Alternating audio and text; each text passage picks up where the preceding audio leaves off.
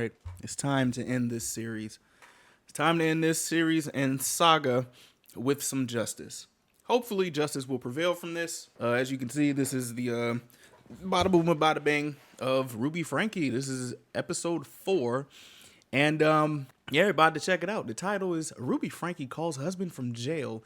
I'm a really good girl after almost killing 2 of her kids. Okay. This is going to be pretty heavy, and this is going to be long per usual, as you guys know. I hope you guys got like popcorn or something. I got some homemade mystery soup.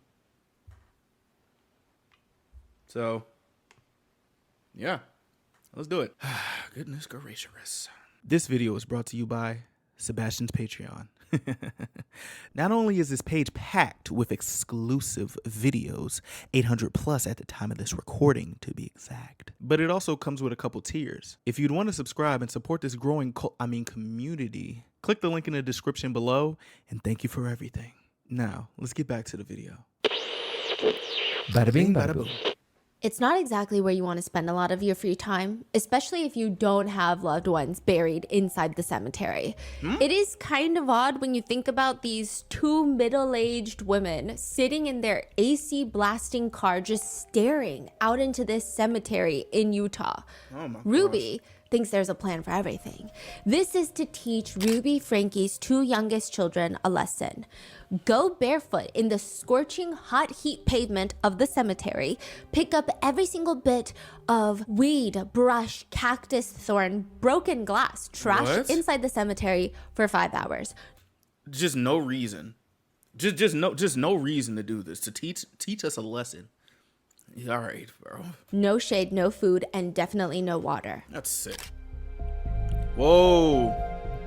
There's footage of this. What the fuck? The youngest, the little 9-year-old girl, screams for another family, for water, for food, care, love. But Ruby and Jody, they know this is all manipulation. That's the plan, okay? This is what they've been doing until one day a woman stops to watch them. Oh, This woman starts taking pictures of them. is it Pam? She's taking videos right now, right?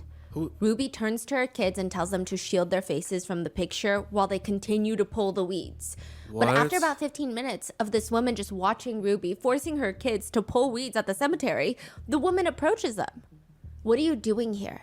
This isn't your land. This is a What? reservation and you are trespassing. How would you feel if I came around and started poking around your cemeteries? What are you stealing here? And Ruby writes in her journal, nothing. We're weeding. We're picking up trash. Oh my Weeds gosh. and broken glass. You can see for yourself. Sometimes I forget that cemeteries are like properties. Okay. Wow. Leave. Get off our land. This is a reservation, meaning it's literally reserved for indigenous people. Oh. It's not enough for you guys to come and take all of our land. Now you want more? Now you want our cemeteries too? What is wrong with you? You were raised right. Yeah, So tell much her. disrespect. What are you doing in our cemetery? I mean, no disrespect. We're honoring your people. Ruby later states that it was not worth the fight. She collects her kids and gets in the car. This graveyard torture will have to stop for the time being. She and Jody Hildebrandt will just have to think of a new way to get the devil out of Ruby's 2 youngest children. They still trying to do Ruby this. writes in her journal, I told E, the youngest daughter, I told her that she invited evil, that you created this evil. But the good news is, because you created it, you can destroy this. The truth is, E did not start this. She did not create this. She did not invite evil into their home. But August 30th, 2023, they will be sent away. This is the final part of Ruby Franke and Jody Hildebrandt and how both of them were arrested and their new accusations. I know this girl is not smiling. Whoa. Ain't shit to smile about. What? Hold on. She's okay. This I don't like this Bonnie and Clyde situation. This is nah, man. Sorry. No. From jail, a new lawsuit that's hit them in jail, and how there might be a third person, a third woman that people think should be arrested along with them. What? Okay. All right. It's just more things that come up. Once again, shout out to Stephanie for tapping us in with this wonderful skill of telling information, that would have went terrible. Maybe I should stop talking. But I'm not going to do that. Shout out Stephanie. To thank today's sponsors who have made it possible for Rotten Mango to support the Biz Parents Foundation. They're a nonprofit organization devoted to protecting professional child performers and their rights. This episode's partnerships have also made it possible to support Rotten Mango's growing team, and we'd also like to thank you guys for your continued support. As always, full show notes are available at RottenMangoPodcast.com. This is the final part of the 4-part Ruby, Frankie, and Jody Hildebrandt series. Please watch the previous 3 parts before this episode. In part 1, we went over Ruby Frankie's YouTube channel, her entire online, I want to say cancellation because they're not actual legal charges against her, but it was, the whole world believed that she was abusing her 6 children behind the scenes. And then in part 2, we went over Jody Hildebrandt and the people that have accused her of ruining their lives. It seems like she has a tendency and a deep yearning to want to ruin people's marriages. In part 3, we went over Jody and Ruby joining forces to create the Connections business.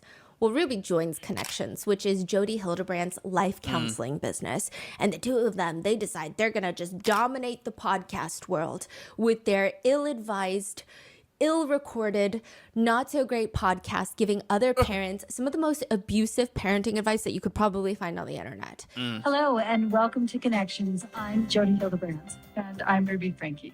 In this episode, the final part, we will be going over their arrests, what they've said, their plea agreements, and then all of the internet conspiracies. Oh, they took pleas? Oh, come on. Bruh. So you mean to tell me the plea agreement wasn't manipulation? Huh? As well as all of the discourse surrounding Kevin Franke, the dad, and a woman named Pam, whom a lot of people on the internet think both of them should be facing charges for this case. We will be referring to the eldest children, Sherry and Chad, by their names. They are adults and they have publicly spoken out about this case. Sherry also has a phenomenal book. It's called The House of My Mother. Please go buy a copy. Please go buy 30 copies. I think it is a book everyone should read, especially when it pertains to family vlogging. There is just so much in there that gives you a very vulnerable but also visceral look into what it would be like to be the child of a family vlogger. Hi, I'm Sherry Franke, the author and narrator of The House of My Mother. I was inspired to share my story in this audiobook just because this is the first time in my life that I can share my story in my own words and take back that power. Now, the 4 youngest Franke kids will be just referred to by their first initial of their names, regardless of if their names are publicly out there already. There are graphic descriptions of food restrictions, CA, CSA, religious abuse, therapy abuse, neglect, and details of injuries. So with that being said, let's get started. Clark and Debbie are not expecting anyone when the door rings. Answer the door right now. Oh, but there if was you'd somebody like else to in leave that a house? message, you can do it now. They're older. They don't move as quickly as they used to. And by the time that they get out there, they can barely make out this figure it's a tiny figure near the door. Gosh. Whoever was knocking was almost walking all the way away. Yes. Hi, I was just wondering if you could do 2 favors. They swing the door open, they see a little 12-year-old boy, and within a minute or 2, they are on the phone with 911. Thank goodness. 911, the address of your emergency. Okay, and the phone number you're calling from. Tell me exactly what's happened. I just had a 12-year-old boy show up here at my front door asking for help. And he's said he just came from a neighbor's house, and we know there's been problems at this neighbor's house.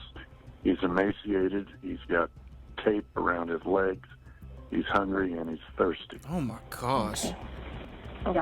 But he has duct tape around each ankle. Yeah, there's sores around him. I think there's a good chance he's been... Clark's wife, Debbie, shouts in the background, "We need someone immediately!" Yeah, come on. Oh, and he has them around his ankles. His wrists as well. Okay, this boy has been... Clark swivels in the patio chair so that the little boy can't see his face. Clark starts choking on his words and he tries to take a deep breath to calm himself down. This is very different from when he first opened the door. When he first opened the door, he didn't understand the situation. And when the little boy asked for a favor, he had asked the little boy, Well, what are they? Taking me to the nearest police station. Well, actually, just one's fine. But now, seeing what's happened to him, he's getting emotional. He can't even talk on the phone to 911.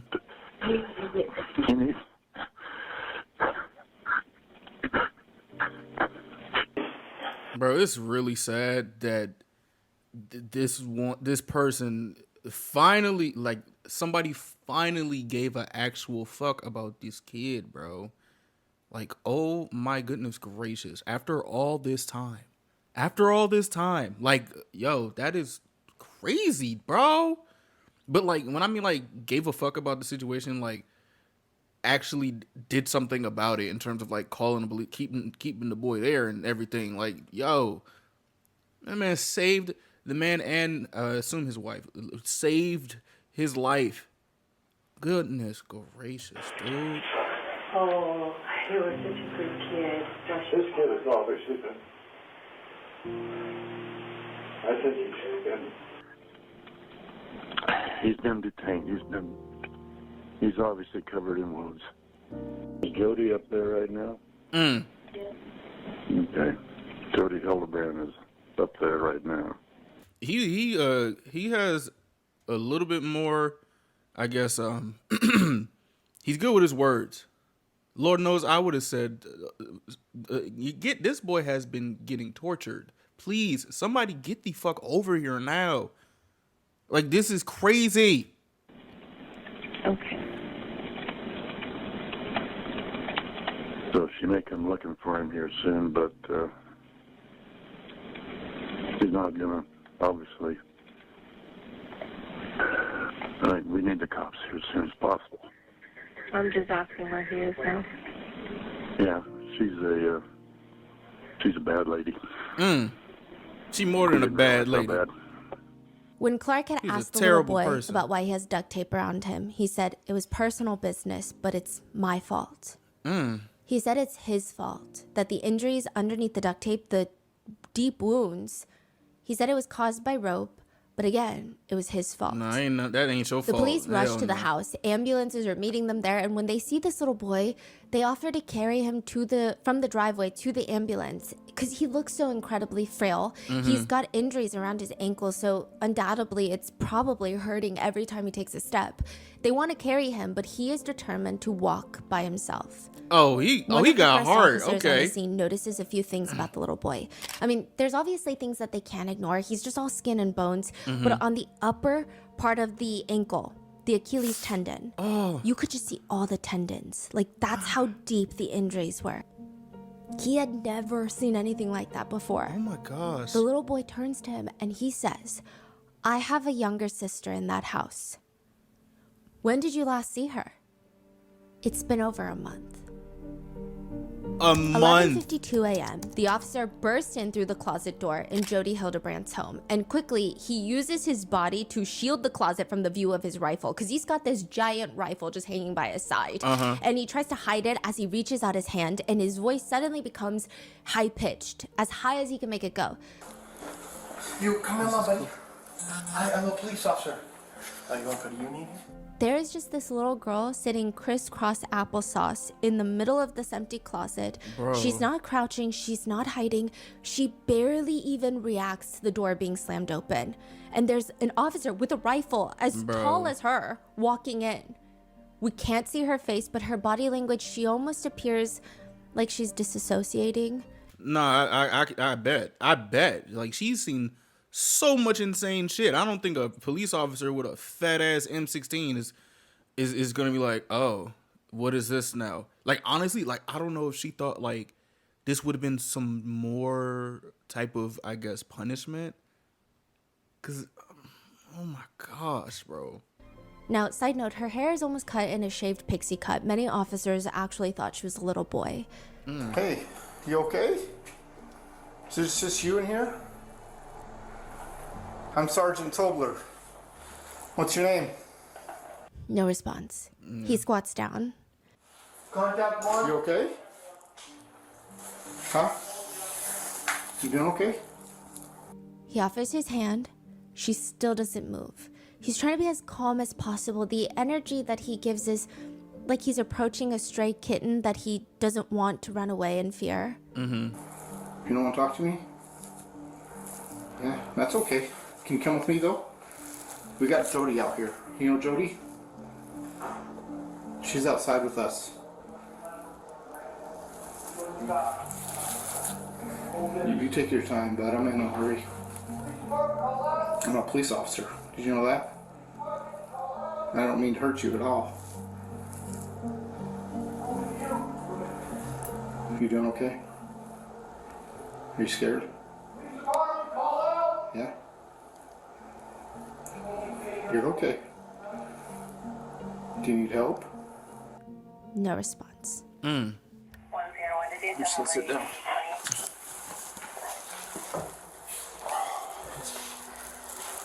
It's okay if I just sit here with you. We don't have to say anything. If you don't want to. 1:40 p.m., an hour and 50 minutes later, another officer walks in with a small personal-sized pizza and a Pepsi. Hey. Get that baby some food, bro. Fuck. I'll put this here, okay? Whenever you can eat. There you go. Thanks, yeah. He places the food down and leaves so that she can have some space to eat. She's just as malnourished and emaciated as her brother that escaped to the neighbors. She looks like she hasn't had a proper meal in months. I was about to say, I hope one of them officers got her some food. Like, yo, this is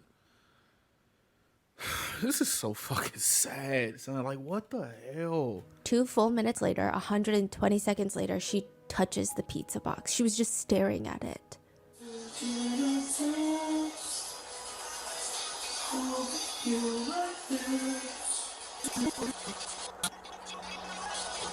Yeah, girl, this ain't a trick. It's all yours. You all you want to.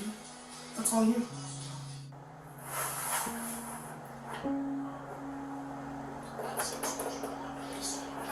She takes another 30 seconds before opening up the box, lifting it up, and taking a small bite.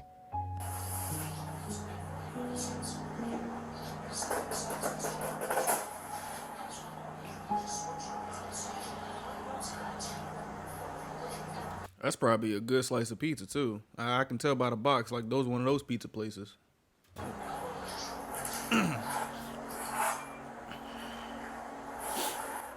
Oh my gosh.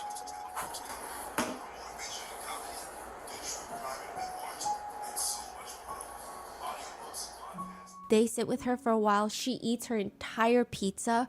They order her another one, and she eats another half of a large pizza. Damn. It's clear she's starving. Yeah. 3:36 p.m., 3 hours and 40 minutes later, after finding her in the closet, she's barely said a few words. She's barely moved other than eat that pizza. She's just sitting there, staring at the floor. 2 female first responders join the closet with the little girl. You don't want to talk? Okay.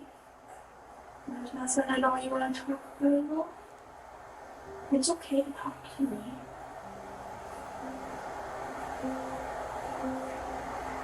Are you scared?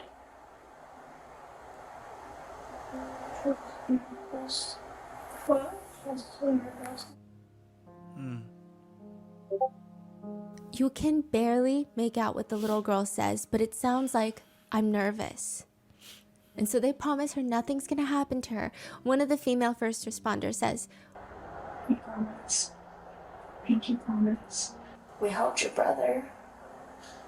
And we got him some help too. And that's what we want to do for you. That's we want to get you some help too. We are safe. We will not hurt you, and we won't do anything to hurt you. after nearly 4 hours since finding her, they get the little girl to finally stand up. Yay. She's very cautious. She looks almost too careful, like she's trying her best not to touch anyone or anything. And a full 4 hours later, she finally walks out of that closet. August 30th, 2023. This is the day of the rescue. Officers are banging on the door to the $5 million estate. The mansion looks like it's in the middle of Mars. The door is 15 feet tall, and they're banging. Police officers, open up! You can't even kick that damn door down. Oh my gosh. Open the door! The door opens with no sense of urgency, okay? Jody Hildebrand is standing right there with her phone in her hand. Her attorney is already on speakerphone. What? Jody, I need you to step out. I have my attorney. That's great. Step. Why you got your attorney on the phone already?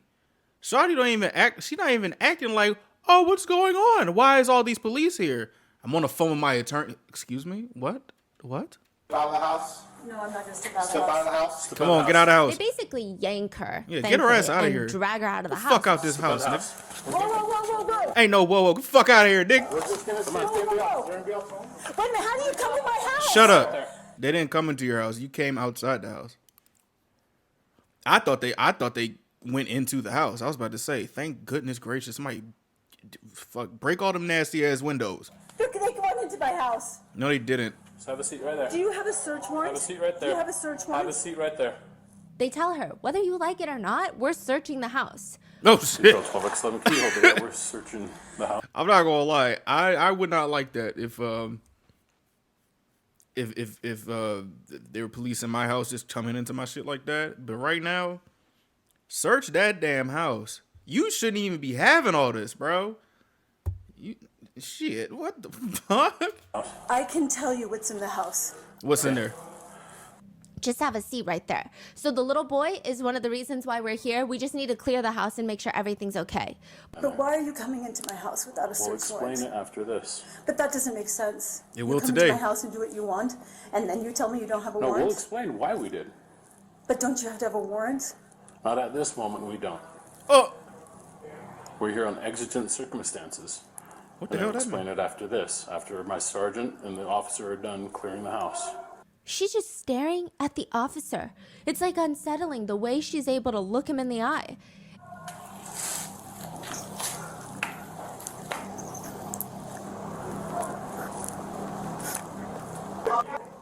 Is there anybody else in the house? Yes. 2 kids? There's a little girl. Just one? She's right over here. Okay. How old is she? Where the fuck is Ruby? She'll be 10 next week. Okay. And she's on this side? Sit down. I have Airbnb guests over there. Ain't nobody give no fucks. Nobody care. Actually, they probably should care at the moment. I'm sorry. Probably scared them to death. Okay. Oh. Which, side note, Having Airbnb guests in your house when you have a little girl locked up in... Whoa. why are you not worried about the 10-year-old girl being scared to death? Yeah, The like, police say what? once they get in there, I mean, you're just looking through each door, closet. You go downstairs, there's a basement, and it's just all Is that all cranberry juice? What the fuck? concrete walls, concrete floors, concrete ceiling. We found what looked like a safe that could have been used for guns or a safe room. It's like a giant door vault. It has numbers and the whole wheel in the center. It looks like a bank vault. What the A fuck? giant bank vault. It is a safe room with its own toilet and sink, and the officers demand her for the code because they have to search inside. She claims she doesn't know the code to her own panic room inside her $5 million mansion. She said, I haven't used it. Open One it. of the officers there just says, you know what? I'm just going to try. Let's go there and try a bunch of codes. 1, 2, 3, 4, 5, 6, and it clicks open. The fuck? What? No way. By this point, they found R, the boy that escaped and basically saved him and his own sister. And then they found E, the 9-year-old little girl in the closet. But there's still 2 teenage girls unaccounted for. Yeah, Ruby's where- middle children. Yeah. Oh, Inside the shit. safe room, the panic room, they find rope, handcuffs, What the gauze, hell? medical dressings for wounds. They find this thick red paste Oh. in a bowl. It's honey and cayenne pepper, which was made to put on the wounds. Ruby and Jody had 4 kids under their care. The little boy went to the neighbor. The little girl was found in the closet, and that means the 2 daughters that are left, they still need to find them, and they are not in this safe room. This safe room is empty. Bro. And Ruby is not in the house either. No. Purgatory is death suspended. It's where souls go after death to undergo purification before entering heaven. That's what purgatory is. Really? I'm not gonna lie, I was told purgatory is pretty much the waiting room. It's supposed to be like a temporary state, a rest stop for those who are saved but just need to be purified. If someone you know is in purgatory, probably the last thing you want is to hear from them. Kevin Franke picks up the phone. This is a call from and paid for by Ruby Franke Purgatory Corrections. An inmate at Purgatory Correctional Facility. This call is subject to recording and monitoring. If you don't wish to talk, hang up now. Ruby's voice is relatively calm, almost stoic. She tells her husband and tries to almost reason with him because, yeah, she was arrested for torturing their 2 youngest children, but she asks him. Yeah, she asks her husband, who she kicked out the house, and damn near just excommunicated him from everything involving that family. Now she gonna call me up because you in jail? What? Excuse me? What? And please see the truth. Shut up. I'm where I see the facts, I see the truth, and that's what I'm gathering. You know my heart. What are they charging you with? 2 charges of second-degree felony for child abuse. 2 charges of second-degree felony child abuse. Yes. Okay. Wow. That's very serious.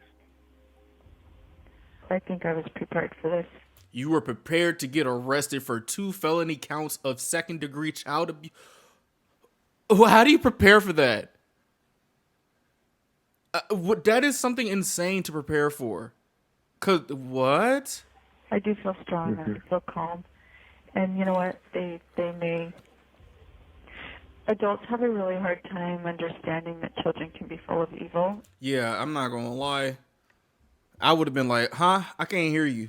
What you say? You're breaking up. And just bang the phone on her. Cause what? Bro, what? Are you still talking about this shit? And what that takes to fight it. You've seen what it takes to fight evil. It's not the person you're fighting. And it can look like something it's not. And you've been there, you know that. And so I don't know any adults who are going to see the truth. So I'm calm about this, and I just pray that you'll hang in there. Bro. Kevin informs Ruby that he got a text from someone who he doesn't talk to anymore, but they reached out after hearing the news about Ruby being arrested, and Ruby is intrigued. Are we in the news? It sounds like at least you're in the news. I don't know about me. I'm wondering if they want to ask Sherry. If they went to Sherry to ask her questions. You know, these bookings are public. This is a witch hunt. Yeah, maybe this is a blessing, but this is a witch hunt. The devil's been after me for years, and he's mad at her. Have you shared that with the detectives, Ruby? I've not said a word till I have an attorney. Later, Kevin tells her that the kids are going to be in the hospital for 3 days. The 2 that they rescued, 11-year-old and 9-year-old. And she responds, so weird. It's just not necessary. They're trying to exaggerate this. What? In another call. Exaggerate this? You have a Tupperware thing the size of this with honey and cayenne pepper that's not closed up. It's just out to ferment. What are you talking about? What are you talking about? Ruby tells Kevin. It was horrible. It was torturous last night, hearing the screaming and the banging and people. It's like, okay, that's upsetting. But the most upsetting thing is that I am completely misunderstood. That is the most horrible feeling. So the horrible feeling is not torturing your children. After you said, oh, this will hurt me more than it hurts you. Really? Really, Ruby? Come on, dog. Like, what? Like, my own family misunderstands me. They misinterpret me. And poor Jody, they misinterpret her. They misunderstand her. She puts her neck out on the line for people, and then they get mad at her. I mean, it is just horrendous. It's horrendous. And you know what? Every Joseph Smith, every wonderful man of God has had to be misunderstood. Were these calls recorded? Yes. The fuck? What's the husband's attitude towards her? A lot of people take it in different ways. Some people listen to these jailhouse calls and they think that Kevin is just as guilty as Ruby. The way that he's able to listen to her say these things and like some of the verbiage that she uses, you know what it takes to fight evil. Yeah, I don't like that terminology. Nigga, he need to question his ass too. Cause what, bro? You know that. You've seen that. You've been there. Like you've seen it? It sounds like he partook in some of the abuse, which there is no evidence, otherwise he would have been arrested, right? And there's so much evidence in this case. All right. However, other people take it as Kevin needs to do everything he can to try and get custody of his children, to try and amicably resolve this as best for his kids. So he's just letting Ruby talk and say these things. He doesn't want to get combative. He doesn't want to say, no, you're literally crazy. I mean, but he's not a combative person from what we have seen. You know what I'm saying? I didn't see no types of combat with him. He just strong as shit and bald as fuck. Like that's pretty much it. So it's like I'm not really surprised that he was calm as well. Shit, he let all this shit happen. So like abusive. So a lot of people have interpreted it differently. But if you found out this is what happened, how can you keep it together, right? Yeah. He just says that's right about every man of God has been misunderstood. That's right. And so I'm going to get out of this. Who knows? Maybe in 10 days I'll get out of this. What? If I'm, if truth prevails right now, or who knows, like 20 years? I don't know. I don't know how long. But I'm going to step out. I'm going to say I went through everything. Bro, this is some sick shit. She talking as if like she done a bid before. I'm going to get out of this. Whether it's 10 days or 20 years.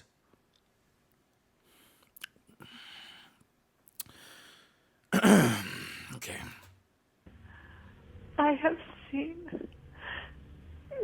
God's children suffer. All the people here, my jail cellmates, have been beautiful women, but they've been hurt. They've been deceived into drugs, and my heart just has so much compassion for them. And I have compassion for the cause, and I have compassion for myself, and then to be told that I'm suicidal, I'm like, no, that's not true. So this is when she was driving back to Jody Hildebrandt's house after finding out that her children were saved. She said, God told me when I was driving before I called you. I didn't have any information. I didn't know anything. And the Spirit said, your children are going to be removed. And I cried out loud. I'm like, no, I'm not done. You're not ready. done. And God told me I'm done. And I just, oh my. So, Satan has taken everything away from me that I love. And I'm a good woman. What? I don't do naughty things. Yes, you do, you liar. I'm a really good girl. Ew. Ruby, I'm going to do everything that I can to keep truth in our family. And thank you. I'm committed to our family. Bruh. I'm committed to you and our marriage, no matter what happens. Thank you. I will be here to support you. Boo. In any way that I can. Boo. Thank you for stepping up. the jailhouse calls get released to the public and everyone is confused. Is this not the same case? The way Ruby and Kevin are talking about their children and about what Ruby and Jody did, it doesn't even match the evidence and the severity of this case. The way that they're talking in these jailhouse calls, it almost makes you be like, wait, do they not know what's happening in this is crazy. In their own worlds right now? August 30th, 2023, the day that the little boy is rescued, there's a whole crowd of paramedics, fire rescue police, all surrounding the boy. And one officer who has his body cam on is standing off to the side, just observing, when a paramedic walks up to him and says, It's dry. I know. So I got my shades on. You got pictures? I'll take more. If you want me to, send them to you. The paramedic wipes her face with her arm, and later in an interview, she says, it was the first I had ever been on any sort of call like that. Wow. I mean, to see that little boy appear to be so okay when everything he's been through, it was like a punch in the face. One of the officers said you could actually smell the flesh. It was the most terrible thing they've ever seen. Ruby and Jody would enact prison war levels of torture. And I don't say that to be dramatic. I think prisoner of war torture can be very specific in the sense that sometimes they don't want to leave marks. So they find the most creative acts to torture people. Ruby and Jody would enact poking torture on the kids. They would use what they called a cactus poker, which appears to just be a stick with a cactus spine on it, and poke both of them, which is not only painful, it is almost invisible. One person online says after getting cactus needles stuck in their body, I had to lay across the bed on my stomach and endure the pain of having the needles taken out of me. It took a week and a half to get them all out as they were nearly invisible. You would need a magnifying glass to see them. Just leaving my hand all tingly.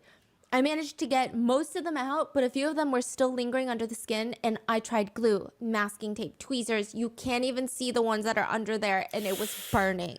Bro, oh my gosh. Like, what the fuck?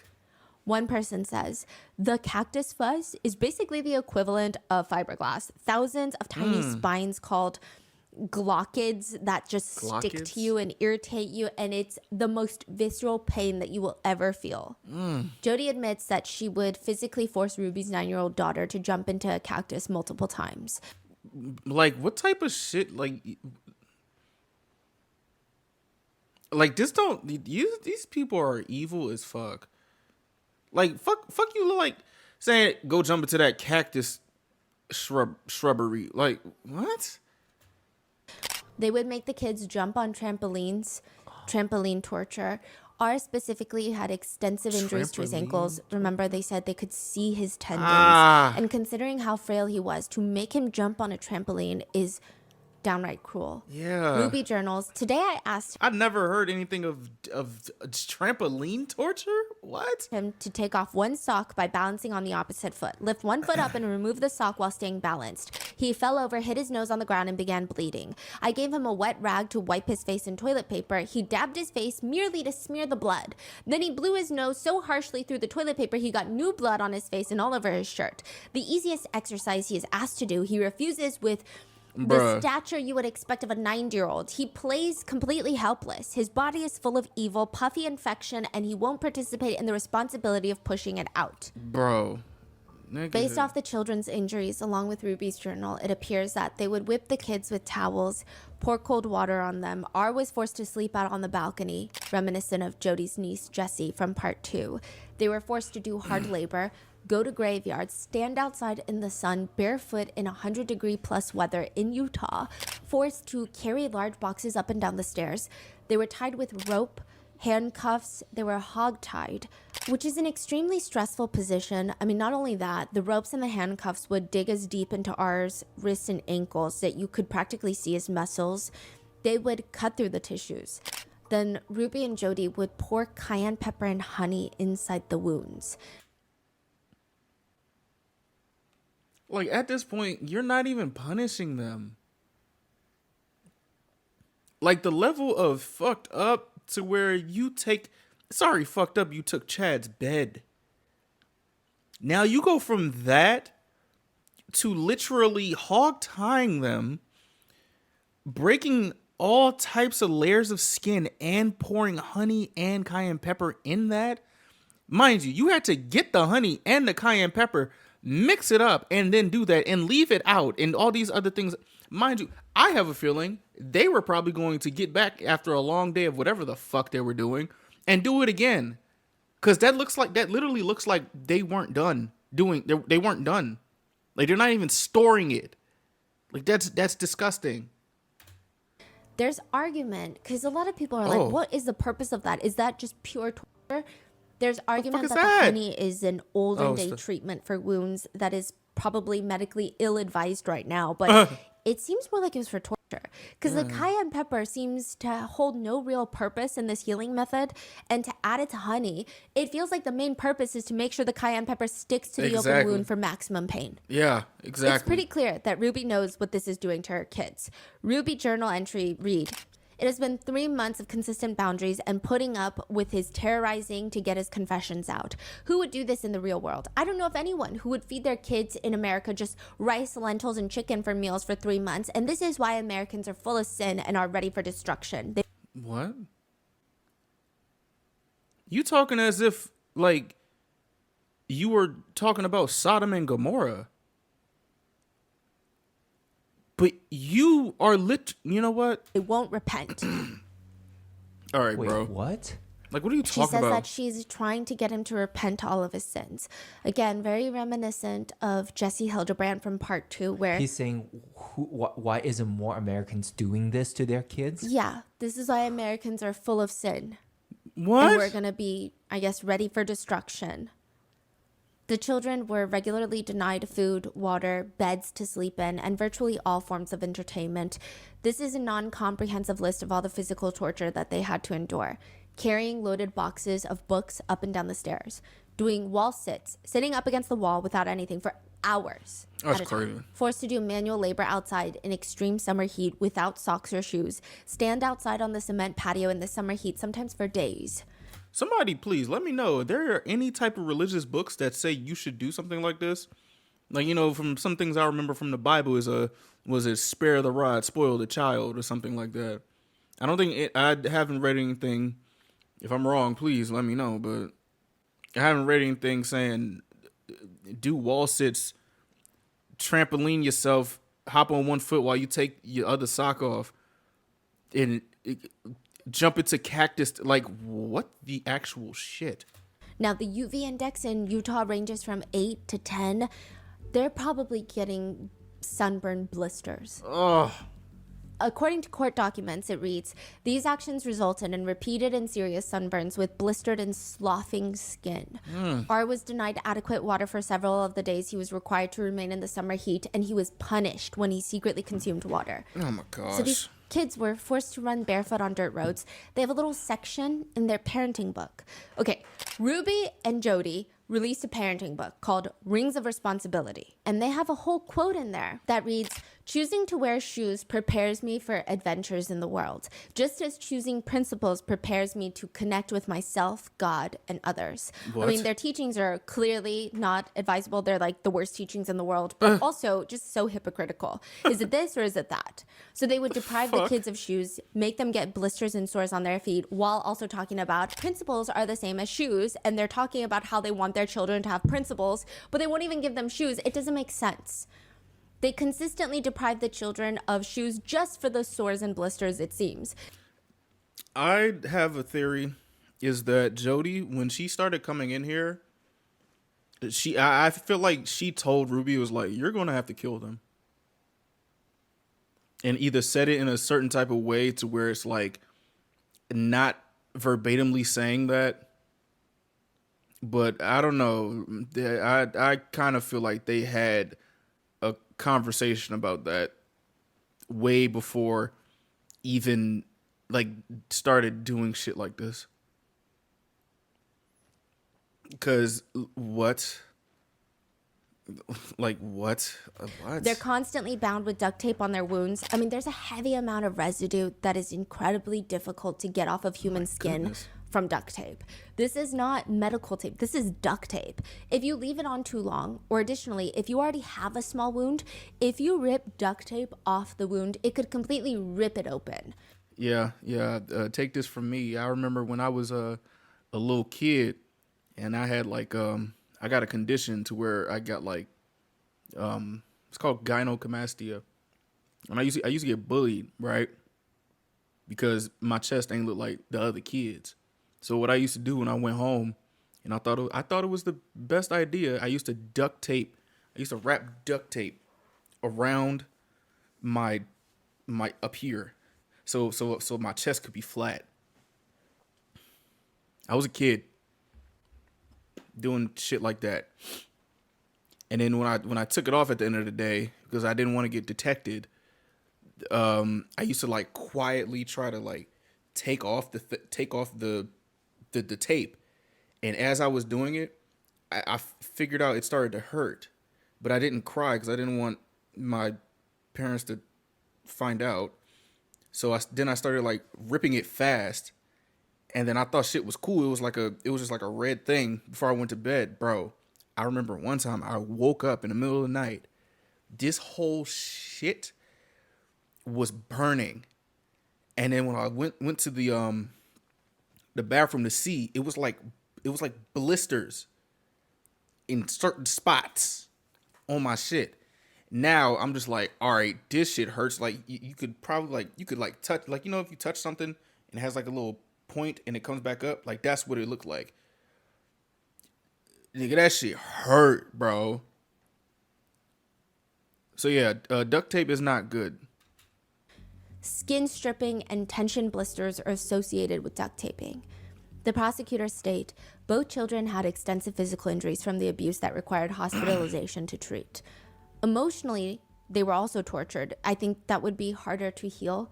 The prosecutors heartbreakingly state the children believed to some degree that they deserved what was being done to them. According to court documents, R was told that everything that was being done to him were acts of love. As for E, the youngest, the court doc reads, she was repeatedly told she was evil and possessed. The punishments were necessary for her to be obedient and to repent, and those things were being done in order to help her. She was convinced that she was evil and needed to go through these things in order to repent. Even the fact that it took the little girl 4 hours to trust officers enough to walk out of the closet. Jessie, Jody's own niece, a victim of Jody, says, I wasn't allowed to speak to anyone. If a church leader came and would ask me, are you okay? I would just have to stare at them because Jody had spies everywhere. She had people reporting back to her anything and everything that I did. All them people that are her spies, fuck you. Y'all need to go to jail too, because what? What, bro? So if I did talk to someone, she would find out somehow. Like the amount of paranoia and fear that I had, I was like, I can't talk to anyone. Anybody. The prosecutors state that it was like a concentration camp setting in their home. They state, child abuse to this degree is something that is super abnormal. Everyone who has worked on this case has gone home and cried. Ruby and Jody end up pleading guilty. They get a deal to plead guilty to 4 counts of aggravated CA. At first, Ruby seemed like she was going to stay loyal to Jody, but eventually she realized she would get a lot more if she agreed to testify against Jody and get less time, appear to be the victim and not the heinous mother that she actually is. This right here is what a rat is. Doing crime and then ratting out your co-defendant. That's what a rat is. That's crazy. That's actually crazy. What's aggregated CA? Aggravated child abuse. Oh, okay. That's it. Just 4 counts. During Ruby's sentencing, I mean, of course she does everything to blame everything on Jody. She makes a statement during her sentencing. Oh, she switched on Jody. Yeah. Or at least in front of the judges. Huh. That's crazy. For the past 4 years, I've chosen to follow counsel and guidance that has led me into a dark delusion. My distorted version of reality went largely unchecked as I would isolate from anyone who challenged me. I was led to believe that this world was an evil place filled with cops who control hospitals, that injure government agencies, that brainwash church leaders who lie and lust, husbands who refuse to protect, and children who needed abused. Thank you, Stephanie. I appreciate you for being the rendition because I could not hear her speak. I can't. I'm not going to lie. She goes on to state that she never worked with Jody. She was never Jody's business partner. I mean, I guess she's trying to make herself seem less like a partner in crime, a partner in distortion, but rather a woman who was taken advantage of by someone who has this psychology degree, who has the power to manipulate her. She says, Jody was employed as my son's counselor in 2019, and in 2020, I paid her to be my mentor.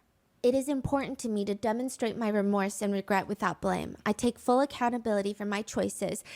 And it is my preference that I serve a prison sentence. Yeah. Thank you to the officer. Okay, your preference to serve a prison sentence. If I were a judge, that alone would make me throw the book at someone. Yeah, she like would what? do this very aggravating thing throughout all of this, where she lists all the officers' names, the ones that were called out to the house to rescue the kids, and she thanks them. She says, you were the angels who came and saved my children. I thought everybody was supposed to see the truth. I thought you was misunderstood. Girl, no. No, this is the truth. I'm glad you're saying thank you, though. Take this plea deal, Nick. I especially want to thank Detective J. Bate. She plucked me out of the situation I didn't know how to get out of. And the moment she handcuffed me, it was the moment I gained my freedom. What? Thank you to the medical staff at Intermountain Hospital. Your tenderness and professionalism helped heal my children. Jody and I inflicted the injuries, not the hospital. Obviously, why would the hospital be inflicting injuries? Were you like not just what? complaining that 3 days in the hospital was 3 days too long for your kids? Also, did Ruby win some type of award? Like, what is this bizarre thank you tour? She goes on to, I kid you not, thank the DCFS, the Children's Justice Center, Why they let her say all this? Like, what the fuck? Judge Basil, and other key adults. That's her quote. I don't know what that means. She thanks her bishop. She thanks another church leader. She continues, thank you to the Washington County Prosecutor's Office. She over here giving thanks like she won a Grammy. Like, what? No, you won jail. Ding, ding, ding. You are the winner of a lengthy prison sentence. Like, come on, bro. Ryan Sham, the legal assistants, the discovery clerks, Eric Clark. Is that Kevin right there? Is this the first time you ever heard someone say that? Yeah. I don't know what's happening right now. Bro. I fully wish that I was kidding, but she continues to thank her attorney, all of his staff, whoever Randy Kester is, and her friends, Pam and Roy. Hold on to Pam. Huh? Hold on to Pam. Why we, whoa. She brings up her in-laws, Kevin's family, her cousins, her aunts, her nieces, her uncles, nephews, just everything. At this point, wrap it up.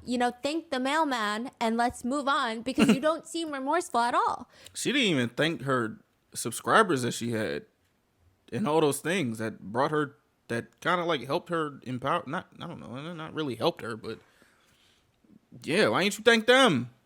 They tried to make you see the light. You ain't see the light then. You just went even more dark.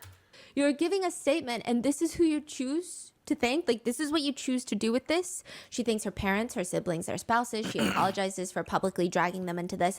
And then she says, Kevin, my husband of more than 23 years. Oh, hell no. You are the love of my life. Cat. I'm so sorry to leave to you to finish what we both started together. The ending of our marriage is a tragedy, and you are wrapped around my heart in a knot I'll never be able to undo. What about her kids? Yeah. Finally, she brings up the kids. This is after all of this needless yapping in the thank you tour. She finally brings up the kids. She doesn't list them by name. She doesn't even list the adult children by name. She just says, to my babies, my 6 little chicks. Nah, that's fucked up. You were part of me. I was the mama duck who was consistently waddling you to safety. I can see now that over the past 4 years, I was in a deep undercurrent that led us to danger. I would never have led you to darkness knowingly. You journaled all of these. Thank you, Discord, for agreeing with me. You journaled all of these. I was so disoriented, bro, that I believed dark was light and right was wrong. I would do anything in this world for you. I guess except not for them. Yeah, what? My willingness to sacrifice all for you was masterfully manipulated into something very ugly. I took from you all. I thought her kids were the manipulators. That was soft and safe and good. I took from you your mother. How terrifying this must have been for you. Where? I'll never stop crying for hurting your tender souls. You are each so precious to me. I'm sorry. Then she goes on to thank the judge and his staff for, quote, facilitating my opportunity to take accountability and to answer for my charges. I am humbled and willing to serve a prison sentence. Which, like, I don't think you have a choice. What do you mean? A lot of people really question after that just how sorry and remorseful Ruby Franke really is. Ruby in a jailhouse called her sister, one of her sisters. She says she hasn't spoken to Jody since the day of the arrest, but that Jody is mentally ill. So it's a very different tune from what she was telling Kevin. But she says, I think putting the pieces together and just seeing, like, she knew she was lying the whole time. Like, and it's embarrassing, too, to, like, repeat it. It's like, oh, my gosh, how gullible was I? Oh, my gosh, how much power I gave this person. And all of it. All of the power. I didn't know she wasn't honest. I didn't know she would lie. And it's like, what else has she been lying about? Where else have I been deceived? She says, this has been the strangest and the most miraculous intervention. It put everybody where they needed to be. It separated me from Jody, so I'm not hearing her. Wait, so are you trying to say like all of this was supposed to happen? Or am I just mishearing? And I think just being gone and not hearing her has cleared a lot of things up for me. A former cellmate of Ruby's has come forward to share her experience being in the same jail as Ruby. She says it was interesting to watch Ruby in jail. She only saw her for about 3 days, but it was interesting.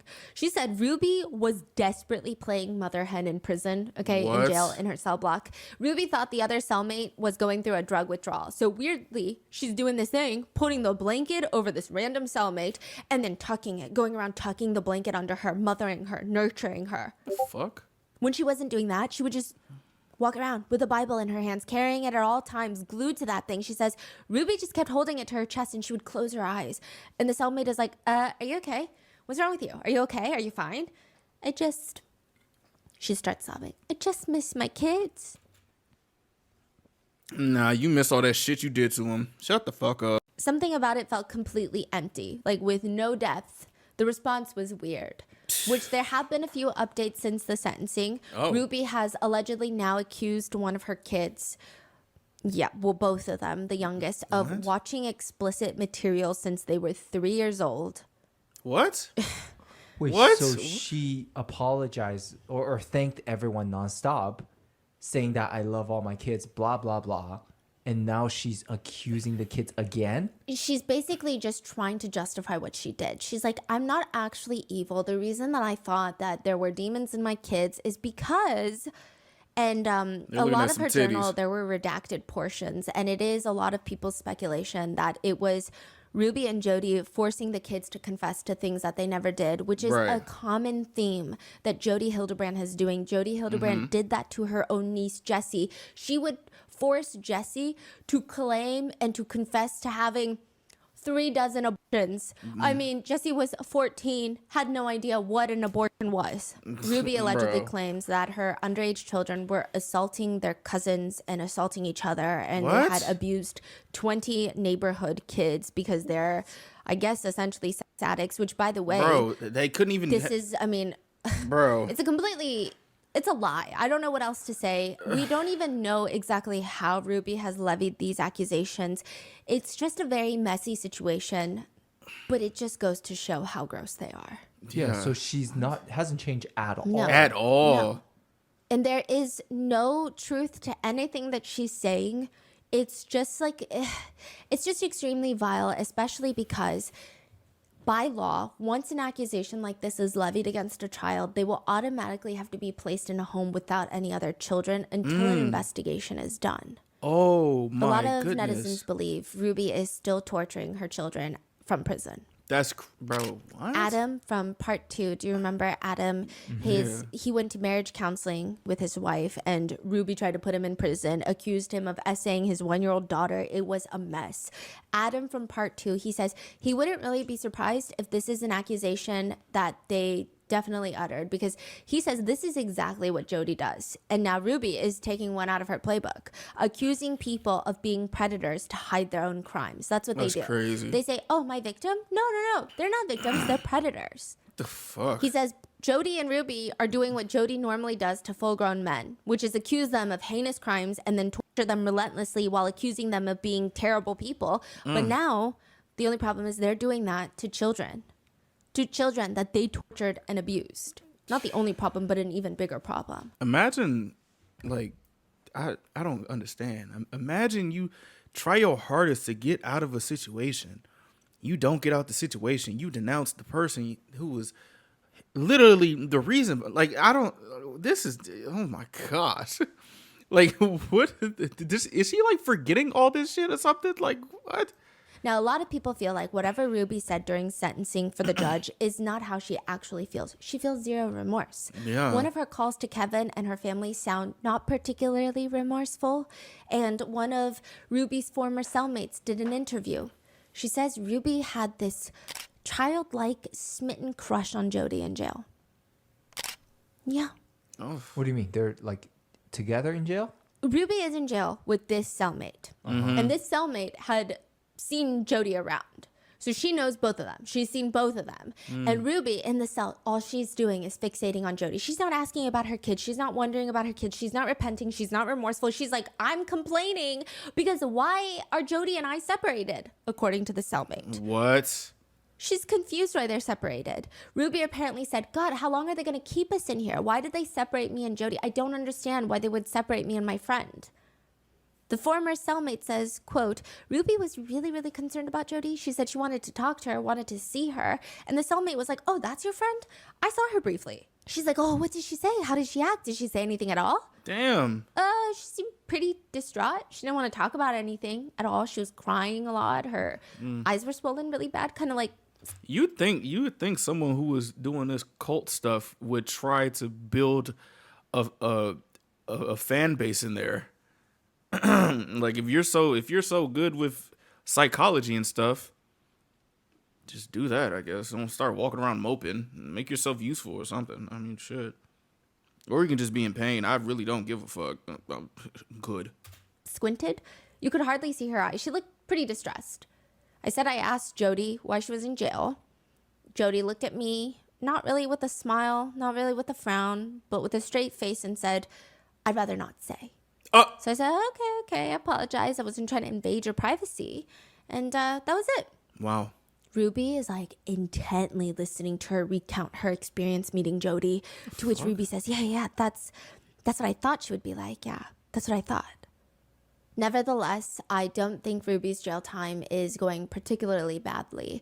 There is a picture circulating that shows Ruby and other inmates sitting crisscross on the floor, holding their hands out, touching each other on the chest, like they're doing a bonding, breathing yoga exercise. What the hell? I'm all for adequate programs to rehabilitate inmates so that when they do re-enter society, they have a fighting chance at being a positively contributing member of society.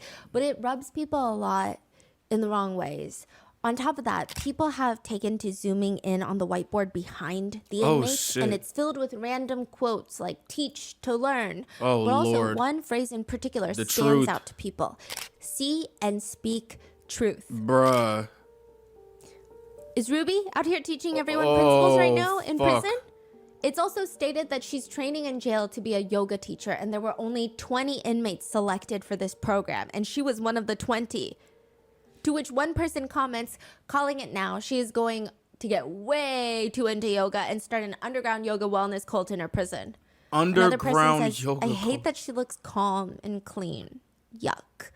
But others say, well, Sherry wrote in her book about Ruby, I don't have a desire to see her destitute. My hope is that she can use this time to educate herself so that upon release she can find a way to survive, have a small house and a quiet life far away from me. One person comments, I think that's how I feel about Ruby too. Ruby is facing 4 to 30 years in prison. 4 to 30? 4 to 30 years. In 4 years, she could get probation.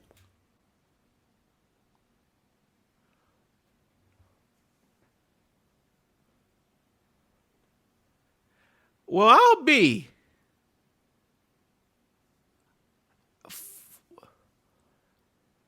Hey, bruh.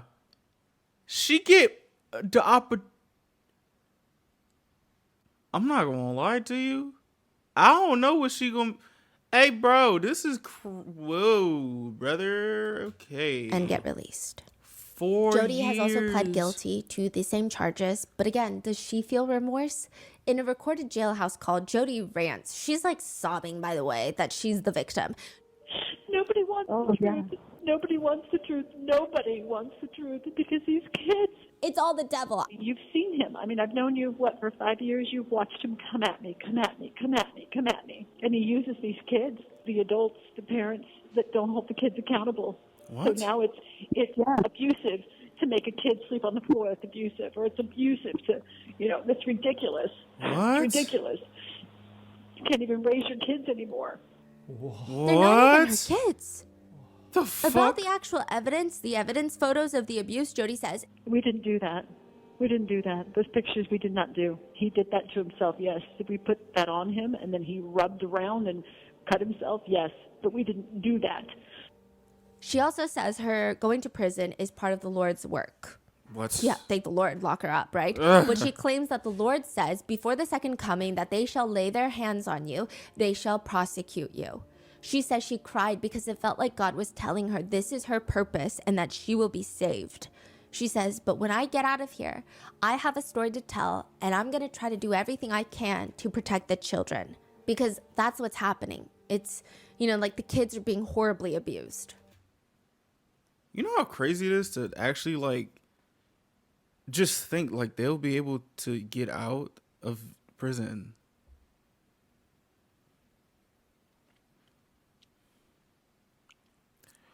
Like, that is insane.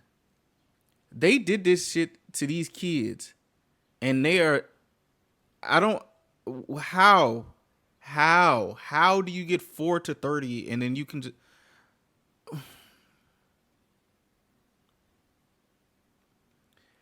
I'm just disappointed. I'm not gonna hold you because what? But when it comes down to her pleading guilty and her sentencing, she has the audacity to stand in front of the judge and say, I sincerely love these children. I desire for them to heal physically and emotionally. One of the reasons I did not go to trial is that I did not want them to emotionally relive the experience, which would have been detrimental to them. What? My hope and prayer is that they will heal and move forward to have a beautiful life. I'm willing to submit to what the state feels would be an appropriate amount of time served to make retribution as an outcome. Which one netizen points out, I didn't go to trial because I didn't want to make the children relive what happened to them. Because it's a really funny way of saying, I don't feel like listening to my victims explain what I did to them. Yeah. The judge states politely, okay, Miss Hildebrand, the circumstances are tragic. And it's largely, of course, of your making. By any measure, your conduct in this case was disastrous for these children. Adults are supposed to protect children. Adults with specialized training in particular are supposed to protect children. You did not do that in this case. In this case, you terrorized the children, and the results have been tragic. Side note, even since both of them were arrested, Jody has been a manipulative sleazeball. I mean, there's no eloquent way of putting it. When Jody is first brought into the police station, she does this thing where she tries to act like the cops' friends, but also lets them know that her attorney is just super annoying. She says, so I trust my attorney. He said, don't say anything. And I said, I have nothing to hide. And he's like, I know that, but just let me be there with you when you talk. So you guys seem nice people. Yeah. I'm not trying to hide anything. I'm not trying to be difficult. This is really, if you knew all the pieces, I think you'd have a lot of empathy for what's going on. Your attorney told you to shut the fuck up. You're doing exactly what your attorney said don't do. Shut the fuck up. That's what we're looking for. And you're an adult, and the thing about our interview, if we ask you any questions that you don't want to answer, you can just tell us, I don't want to answer that question. I'd like to just tell you, but I don't know who you are. I don't know if you're going to flip my words. I don't know. And that's the good thing about cameras. Everything, it's pretty much double recorded, audio, video, and it's for the safety of for you and for us, because we don't want to flip your words. And this will all be pretty much right there to support you. So we're not going to use anything against you. Be so insistent then. He's an honest, good man. Goes to church. I trust him. Why would he say that to me then? Probably because that. Shut the fuck up. I don't know your attorney, to be honest. Well, I'm just saying he's a good, honest man. Yeah, and I'm an honest person as well. Nah, word. He's an honest man, but just this one instance that I just feel like he's dishonest because he's telling me to stop, to not say anything. But I want to tell you guys everything. I want to tell you everything that I ever did, all this other stuff. I want to tell you my lore. You know what I'm saying? But my attorney, the same person who I trust and who's very honest, and I trust him with everything that he's doing. He's a good dude. But I just disagree because he's not saying truth. So I would like, yo, oh my gosh. Also, we get along great. And he just said, do not say anything. I don't know. I don't know what's going to happen with what I say. I'm a psychologist. I've watched people flip things all the time, so I get it. You know, I sit on your side. I get it. I wish people didn't do that, but they do. The officer would later say, she was clearly trying to manipulate us in that moment. Yeah. I'm a therapist. I'm with you guys on this. I would love to share, but my attorney told me not to. But I want to. I want to be forthcoming. Meanwhile, Ruby doesn't say anything at all during the whole arrest. So she drives back to Jody's home, gets arrested. She doesn't look scared. She doesn't look sad or mad. She looks completely blank, indifferent, stoic. I think I would have to put in more effort to make my face so devoid of any and all emotions. She doesn't even respond to a single thing they ask. Do you want water? Are you okay? Do you want a snack? She just stares and blinks. What's your home address? How many kids do you have? Nothing. It's going to be 2 counts. Second-degree felony of child abuse or neglect, okay? Do you understand that or no? You understand me? Are you okay? I'm wondering if there's like a medical clearance that needs to... You're sure you don't need medical attention or anything like that? Bro, this is pissing me off. Was she trying to be mysterious or something? Like, bro, Jody should like, you know, she should definitely take the advice of her pupil and don't say anything. Just try and serve face, I guess. I don't fucking know. Like, what? These people got a lot of patience. Man.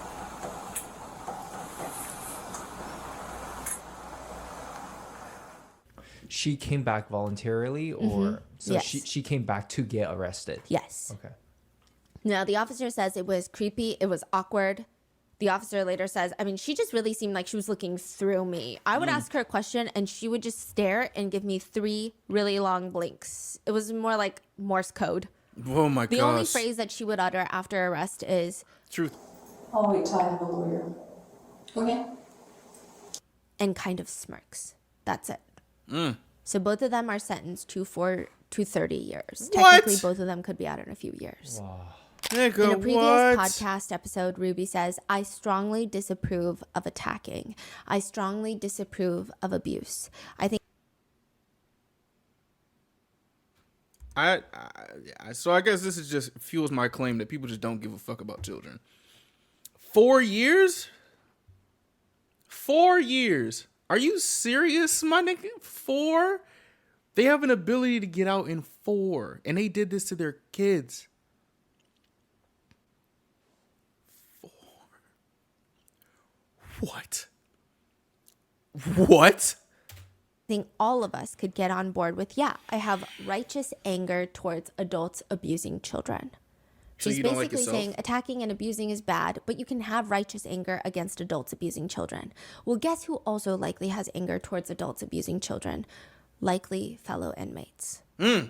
So now that Ruby and Jody have been arrested and sentenced, there are a lot of people online questioning whether or not Kevin should also be arrested, at least for negligence. In an interview, Kevin's attorney states that he was completely taken off guard by these allegations online. As for why Kevin wasn't seeing or checking up on the kids, his attorney states, I totally understand the confusion. That was the big question in my mind.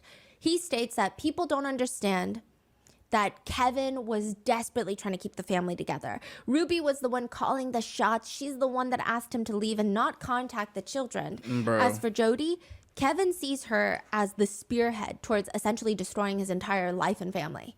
Yeah, but you like, if you saw this, why did you let your wife engage in shit like this? Like, the thing that's kind of like killing me right now is like, this is your wife, bro. You don't know that your wife is capable of probably falling into some shit like this. And also, from what I said in previous episodes, you didn't pick up your fucking nuts and be like, yo, like, you're doing something weird to the kid. Like, I don't. You just like went with what she says throughout this whole 23 years of all that. And you didn't question her once?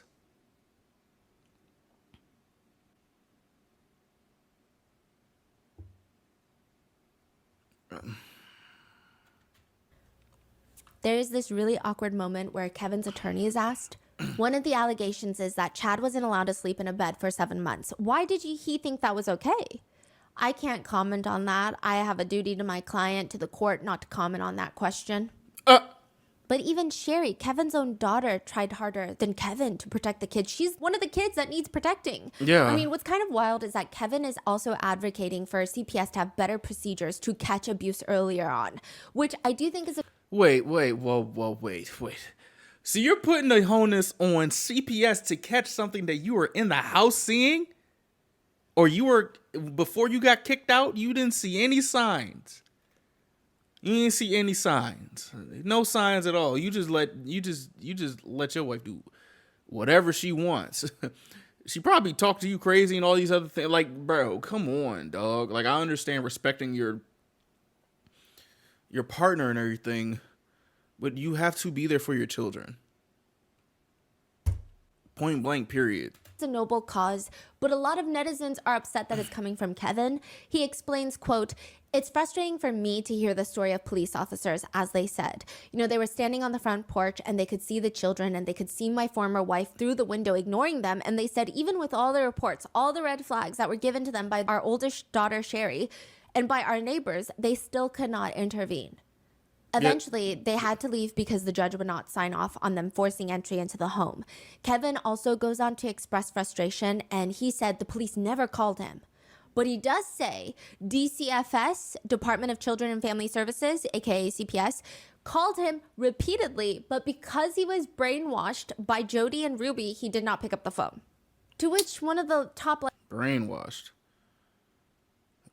Okay. Liked comments reads, "When you haven't seen your kids in a year and CPS calls you, you don't ignore it. He was complicit and needs to take accountability. What a narcissist." He definitely does. Another comment reads, "The police checked on his children more than he did." But he claims he was so lost in the sauce that he believed in Jody as much as Ruby did. The Hulu documentary producers ask him, "Did you really believe this was the end of the world, that Christ was returning?" "Oh, absolutely." "But if the world was ending, did it occur to you that maybe you wouldn't go to heaven? Maybe you'd go to hell?" If the world was ending, you wouldn't want to see your kids? Like, why? Y'all not asking the right questions. If the world is ending and I got like the fresh scoop of that information, I would want to see my family. What the fuck? Never. It never crossed my mind because we were preparing for it and we weren't alone.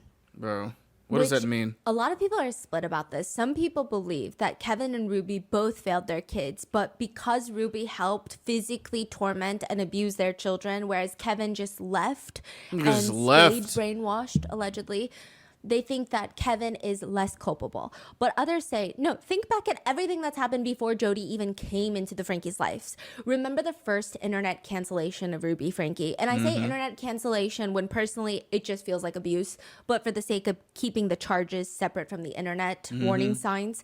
But when Chad revealed that he hadn't slept on a bed in 9 months, he was sleeping on a beanbag, Kevin was one of the first people to defend the situation in a blog by stating, "The things that we show and share and the things that many of you are criticizing and calling abusive are actually things that mental health professionals have counseled us to do." Mental health professionals told you to take away your child's bed for 7 months? Who did it? Say a name. Put a name on that bullet. I just want to know who it is. So he was very firm. He believed in all of this. Bro. Even later, he tells authorities that he supported his wife through helping Chad, quote, choose honest and responsible choices. He also says that was what the internet uproar was, right? Indicating he does not side with the internet and the public's view even few years down the line, but rather he sides with Ruby. He argues later in People magazine, "A lot of the physical violence that was described was hidden and kept from me. I didn't even know those things happened. And I think Ruby was really careful to hide a lot of that from me. As far as the things like sleeping on the beanbag, removing Chad from sports, teams, and things, all of those directives came from Jody, the licensed mental health counselor.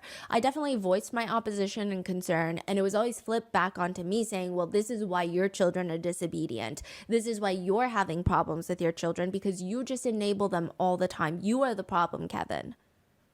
But I'm not having nobody talk to me like that, especially not in my house. Like, what? No, the fuck, I'm not the problem. Kevin is also there recording when Ruby is yanking their youngest daughter off the table and screaming at her for interrupting the vlog. Yep. He's the one that laughs and says cut in front of the camera lens with his 2 fingers. So is it all Ruby and Jody hiding the escalating abuse from Kevin, or did Kevin have a pretty good idea that this was happening? Bro, he knew what was going on, bro. He showed himself when he literally saw the fucking whiteboard of stuff that he needs to do to become her perfect man.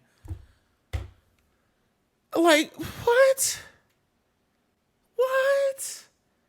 He probably thought him being the perfect man was to just sit beside while Ruby just does all this shit. He wasn't getting nothing but just I guess stuff. He was getting fucking money and stuff through the house and everything. He ain't had to lift a finger unless Ruby told him to lift a finger. Like, yo, like, you need to about the police came to the house, but they ain't do nothing. Sir, we can't do it. You ain't do nothing, no. Why couldn't you see? They said I couldn't. They said I was detrimental. I was brainwashed.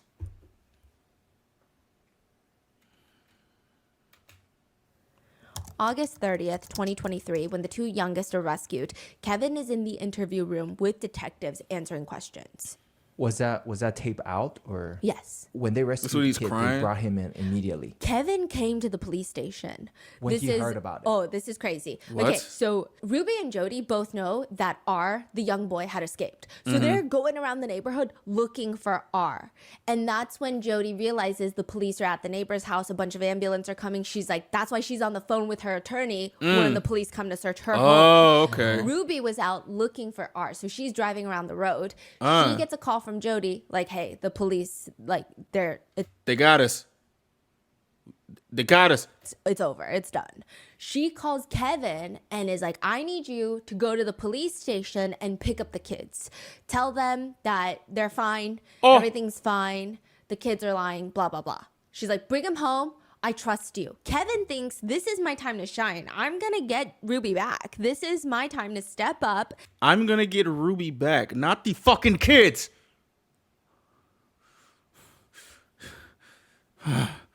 Oh, I don't like Kevin. I don't like Kevin. All this time, he's just been brainwashed, and then it's just happened like, oh my gosh, I could get my baby back. Oh, I'm gonna do it. You a bitch. And be the husband she needs me to be. He shows up at the police station. The police are asking, who told you to come here? He's like, I'd rather not say. What? He's still trying to protect Ruby. So are we going to see when he actually find out what happened, like in that moment? Yes. Let's see his whole reaction and all of that. Come on, let's do it. Now, he says there was a no contact boundary. Did you have a no contact order in place? Order? No, this was between me and my wife. AKA, he's saying he did not have a legal requirement to stay away. It's just kind of shitty that he didn't do anything for his kids. So they ask, did she ask you not to contact the kids? Yeah.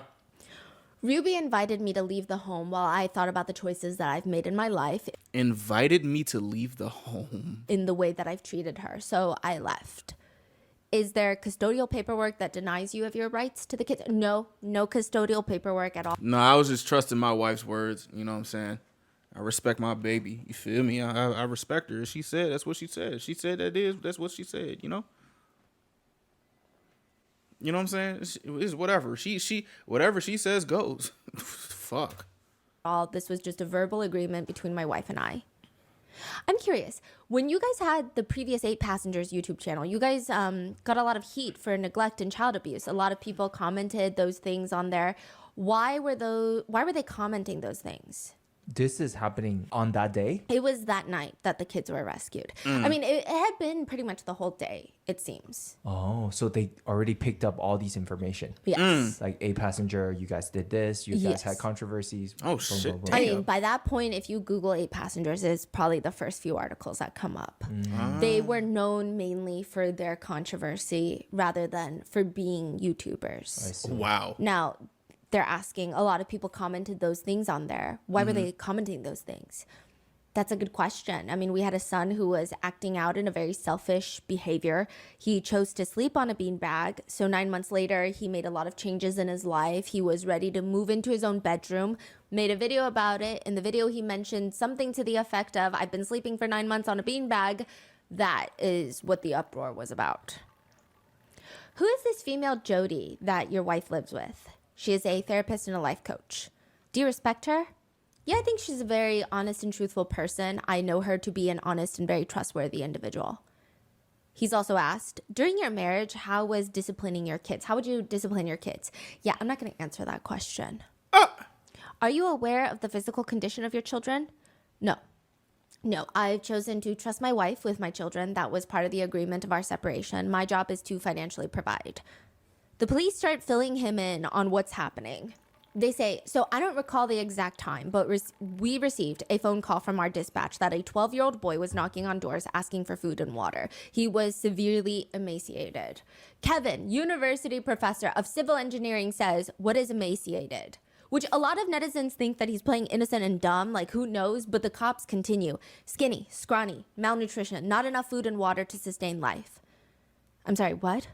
He had duct tape on his extremities, on his hands, on his ankles. There were rope burns that were used to tie him down.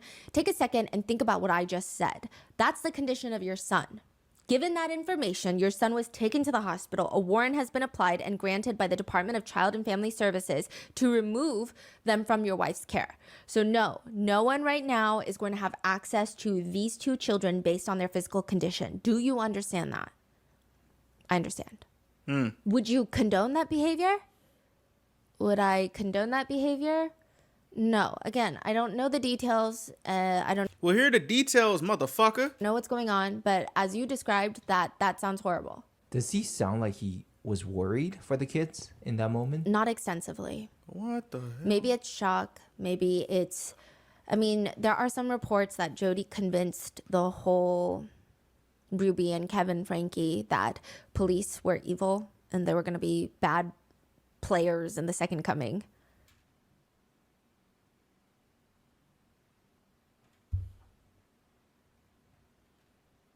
What? Where? In what book does this say? Does it say this in the Bible? Or they probably don't read the Bible. I don't know. I swear, bro, what the fuck?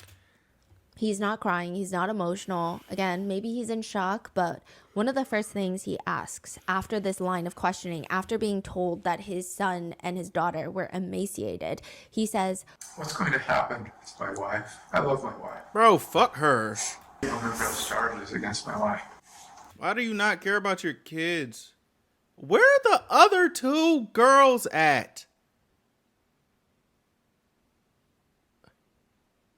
Like, why are we forgetting this? What? I think given the circumstances, that's highly appropriate, but again, he tells the authorities that, again, after they tell him that his kids have to be hospitalized because they did not have enough food or water to sustain life, he says, I trust her. I love my wife, and I trust my wife. I trust her. But I love my wife, and I trust my wife. Shut up. If he didn't leave the house, if he was at the house, it sounded like he would still carry on this energy of, I trust her. This is why. Yeah. Devils. We need to discipline the kids. We need to do this. He's been this way for so long. Mm-hmm. It's like, when would he have put his foot down? I guess we would never know, right? I'm gonna just say he wouldn't have. He wouldn't do it. If you think I'm wrong, then show me. Show me. I would expect this is the moment he realized, oh shit. Oh shit, he I says, fucked up. this feels like getting run over by a steam truck, what you're sharing with me today. I'm interested in all the facts. But you understand our facts are that you have a child that is emaciated, malnutrition, that has marks. I don't know what to do. You realize that I have a picture of my family on my wall, and I look at it every day, and I work. He slams his hand down on the table. And I look at it every day. And I work.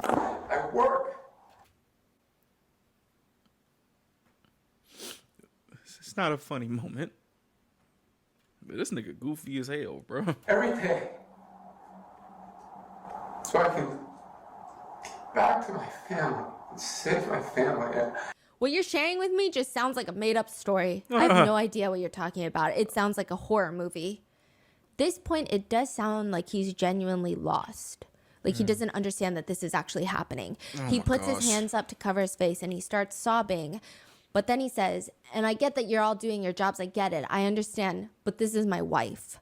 I just want my kids. I just want my kids. I don't know what's going on. I don't know why these things you described happened. I don't know.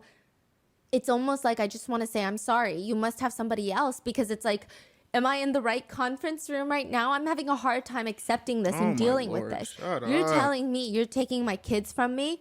Over the past year, we've had zero communications regarding the kids. I've had no reason to believe or think that there was anything going on for all intents and purposes. I woke up this morning looking at the picture of my family and making my commitment today, as I do every day, that I'm willing to live an honest and virtuous and responsible life today. And what you're sharing with me just feels like a sucker punch. How much you want to bet like that picture of his family is probably like, you know, like how some people have like a picture, like a small picture on like a big ass wall, and it's like 2 things of duct tape. Like y'all think that's what he be doing? He gets up, looks at the picture for a quick second, and it says, "I'm doing this for y'all." That's what I imagine. That's probably not what happened, but I'm just imagining that. I have worked to see my family. Well, guess what, buddy? You're not seeing them. What you're sharing with me. Also, where's Chad? Is Chad still gone? What is he doing? Is he? I hope he's okay. Feels like a sucker punch. If I still have a family. What? And I don't know what my plan. My plan is to go to God. Sure. And to figure this out. Sure. Right. I am just heartbroken. What you all are sharing with me. I feel responsible. You are. I wish I was a better husband. Sir, you have 6 kids. Be a better dad. He says, I just want my family back. I just want my wife back. He later admits in the documentary that during the interrogation, he, quote, I was afraid to do anything that would point them towards Ruby. Why? Because I was trying to protect her. Why? And one part of this whole story that some netizens who really do not like Kevin keep pointing out, and with valid reason, is, first of all, the interview with the police he does not seem like he's that concerned about his kids at all. Right. And later, he tries to sue Sherry, the eldest daughter, the one that tried the hardest to protect the 2 youngest. Kevin is in the parking lot of the local police station. These people are insane. Like, actually Why do y'all... Why? You're gonna sue your daughter.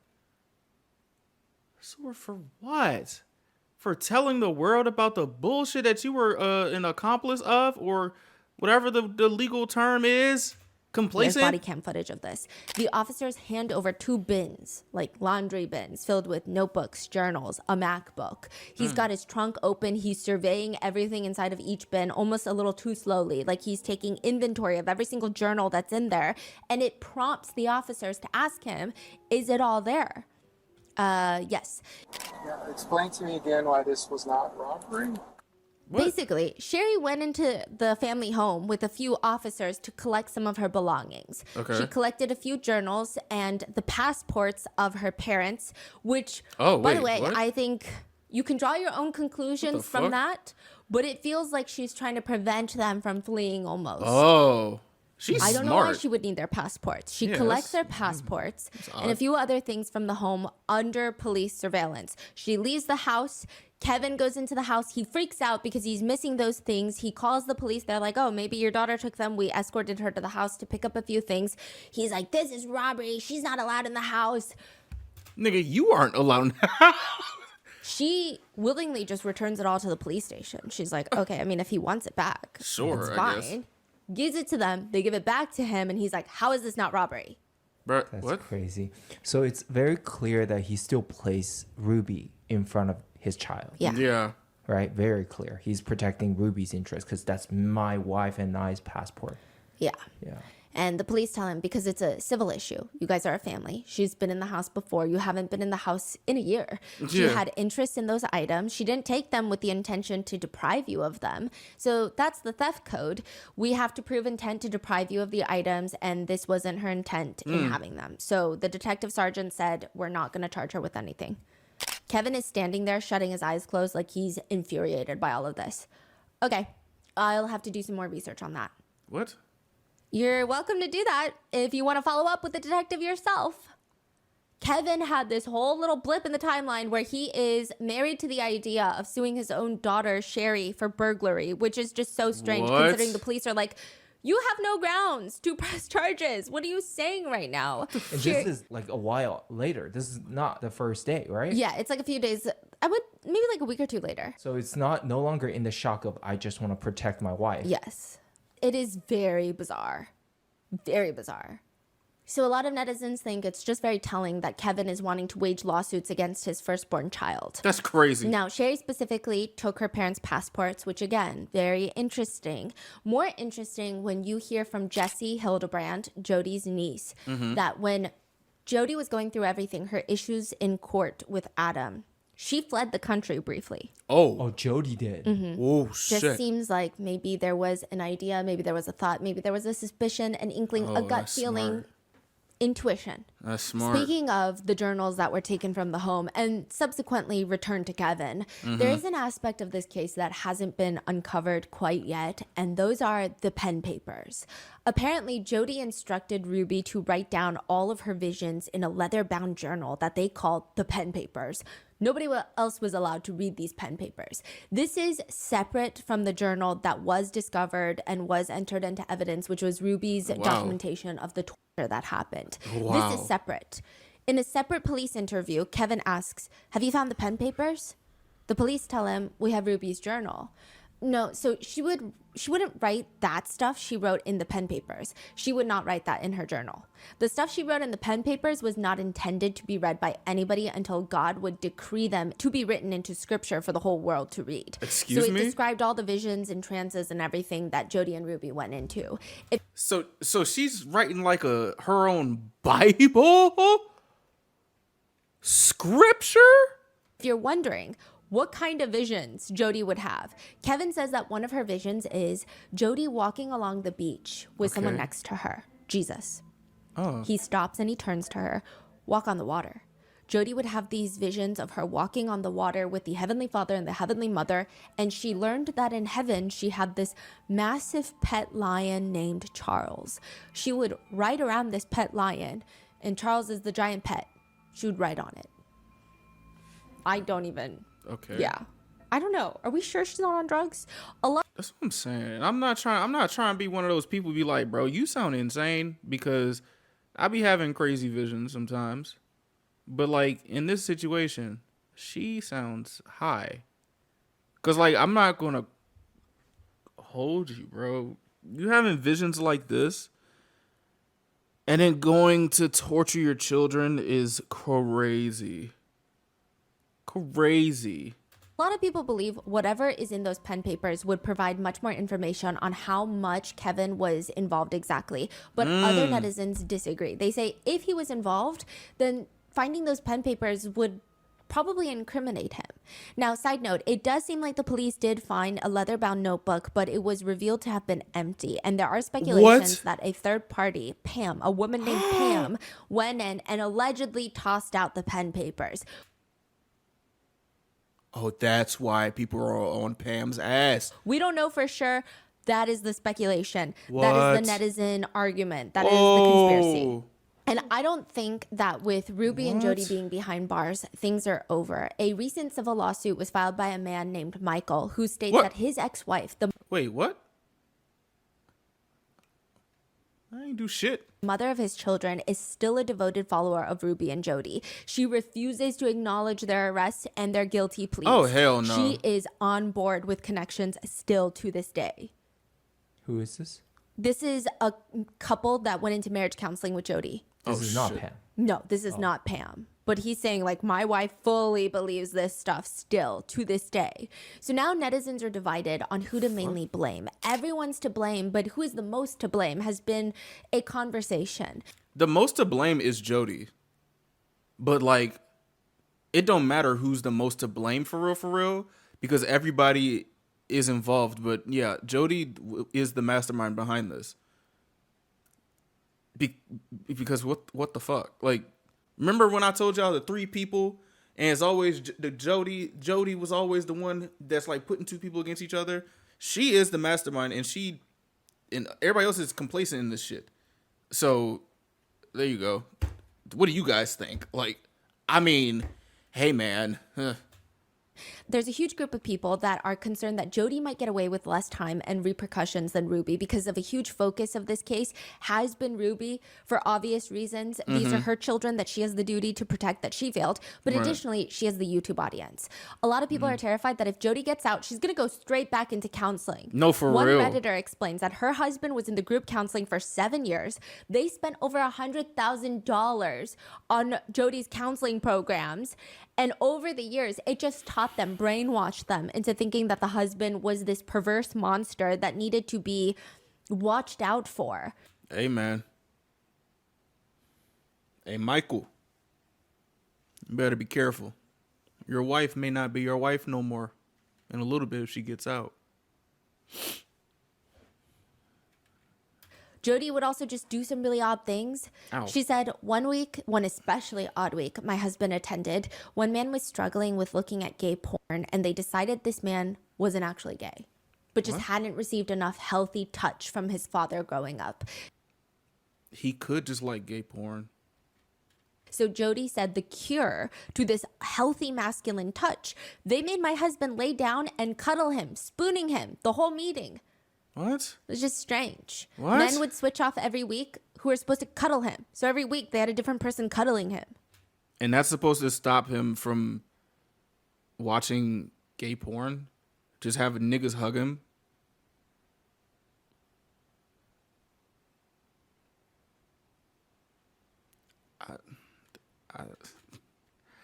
What? What? So a lot of people think that Jody is doing all of this because she is very upset at the world that she grew up in a conservative household that did not allow her to be who she is, which is not an excuse. Yeah. It just seems like this is a reoccurring theme that keeps happening and she keeps taking her anger out on people. Sherry writes in her book, a part of me pitied her, a repressed, self-loathing, deeply damaged woman, trapped in an environment in which she felt compelled to conceal her true nature, surrounded by women who she couldn't have, women who were married to men she resented. In her mind, this was her only path to justice. Wow. Crush the sperm donors and liberate the females. Holy shit. Oh my gosh. Is this like a I Hate Men final boss? Okay. Crush the sperm donors and save the women.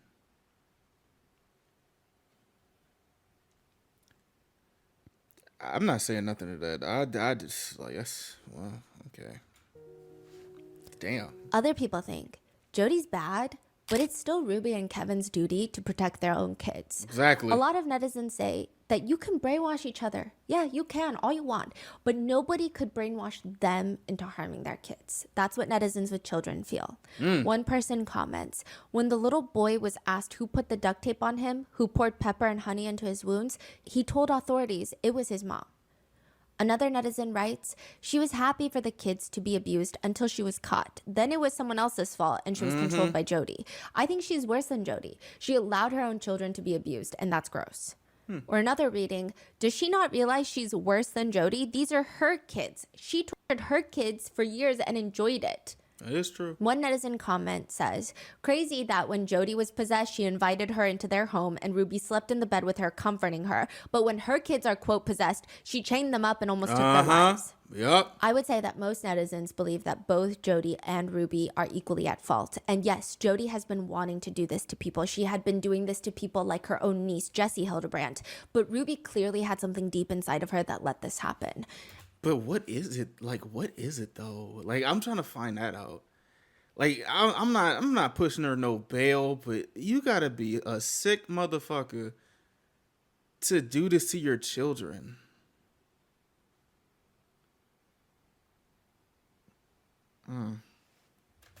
Adam, another victim of Jody's from part 2, says, now here's what I do want to say. I don't like Ruby Franke, but I don't know her. I just think that you have to be a selfish person to fall for Jody's stuff. She's got a certain kind of carrot that gets a certain kind of people.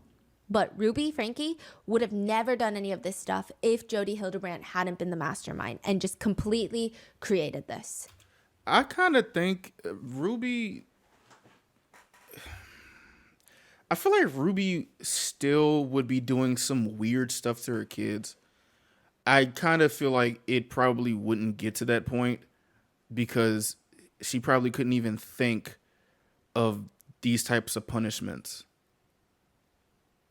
So like, I'm saying like, it maybe wouldn't be as insane, but it would be bad. It would be very bad. Like she would still probably still starve them and take away these things.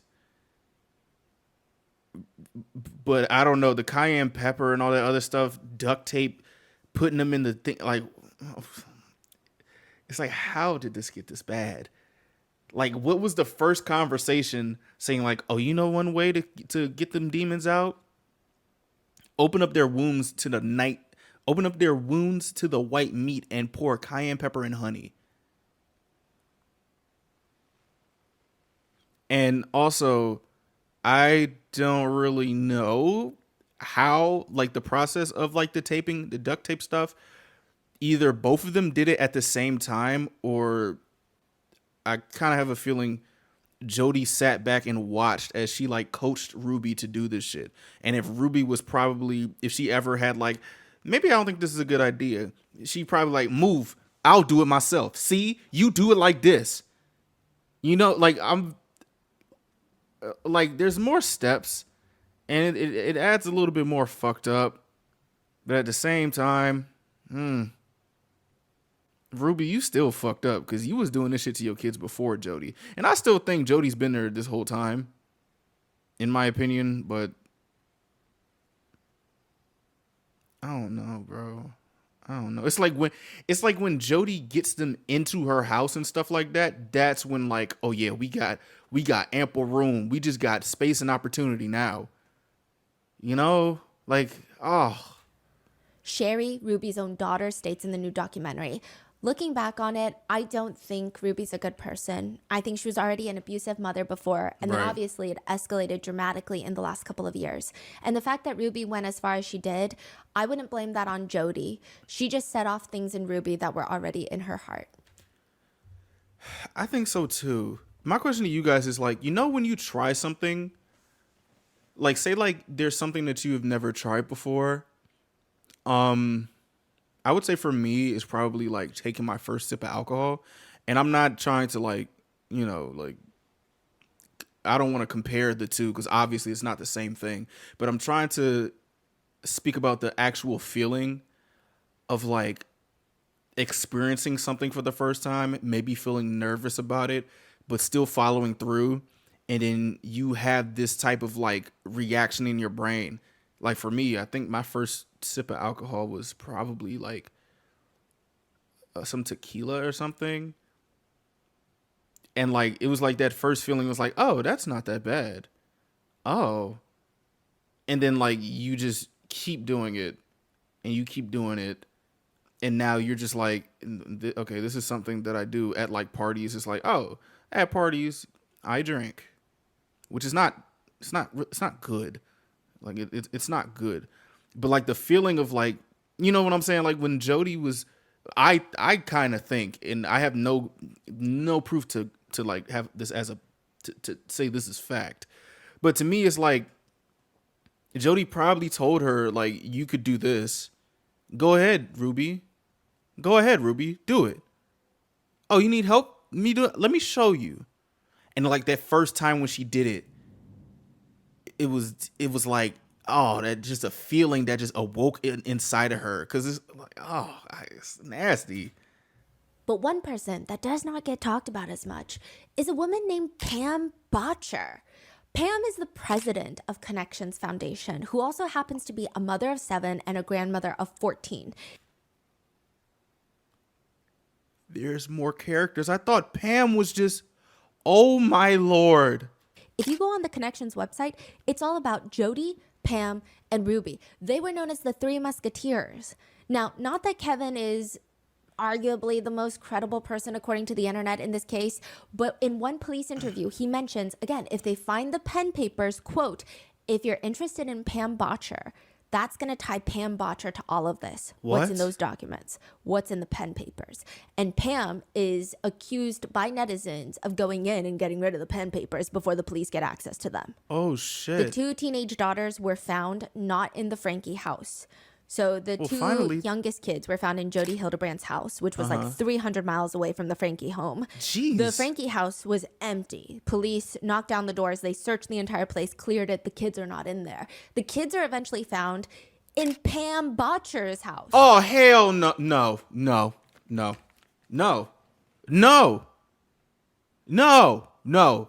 I will not get gas. No. Oh, what the hell? So Pam definitely got something to do with it. Because why are these teenage girls in your house? Calls were made. Arrangements were made. There's no fucking way. There's no fucking way. Bruh, what? What? They track him down. They find the 2 middle children, the 2 teenage daughters, and they're asking Pam, why do you have these children with you? And she says, well, I'm having guests coming, and she came and she did some cleaning for me. What? Talking about the teenage girls. Well, I'm having guests coming, and she came and did some cleaning for me. Okay, if you're having guests come in and have somebody's children cleaning for you, that probably means that you're connected with them somehow. Either they're family friends, or they're just 2 girls that wanted to do some work in the house. No, this is not a good alibi. Why? Okay, we're connecting you somehow. Excuse me.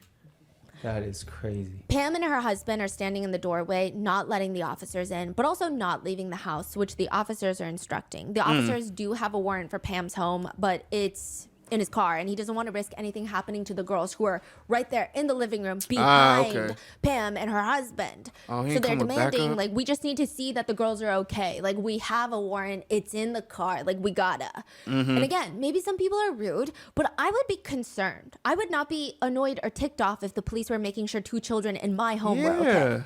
However, the part that really gets me about Pam is the officer is trying to explain that she's just detained. She's not under arrest. They simply have to make sure the children are okay. They say, as long as she's not tied up and bound, and Pam responds, I did make her scrub the floor.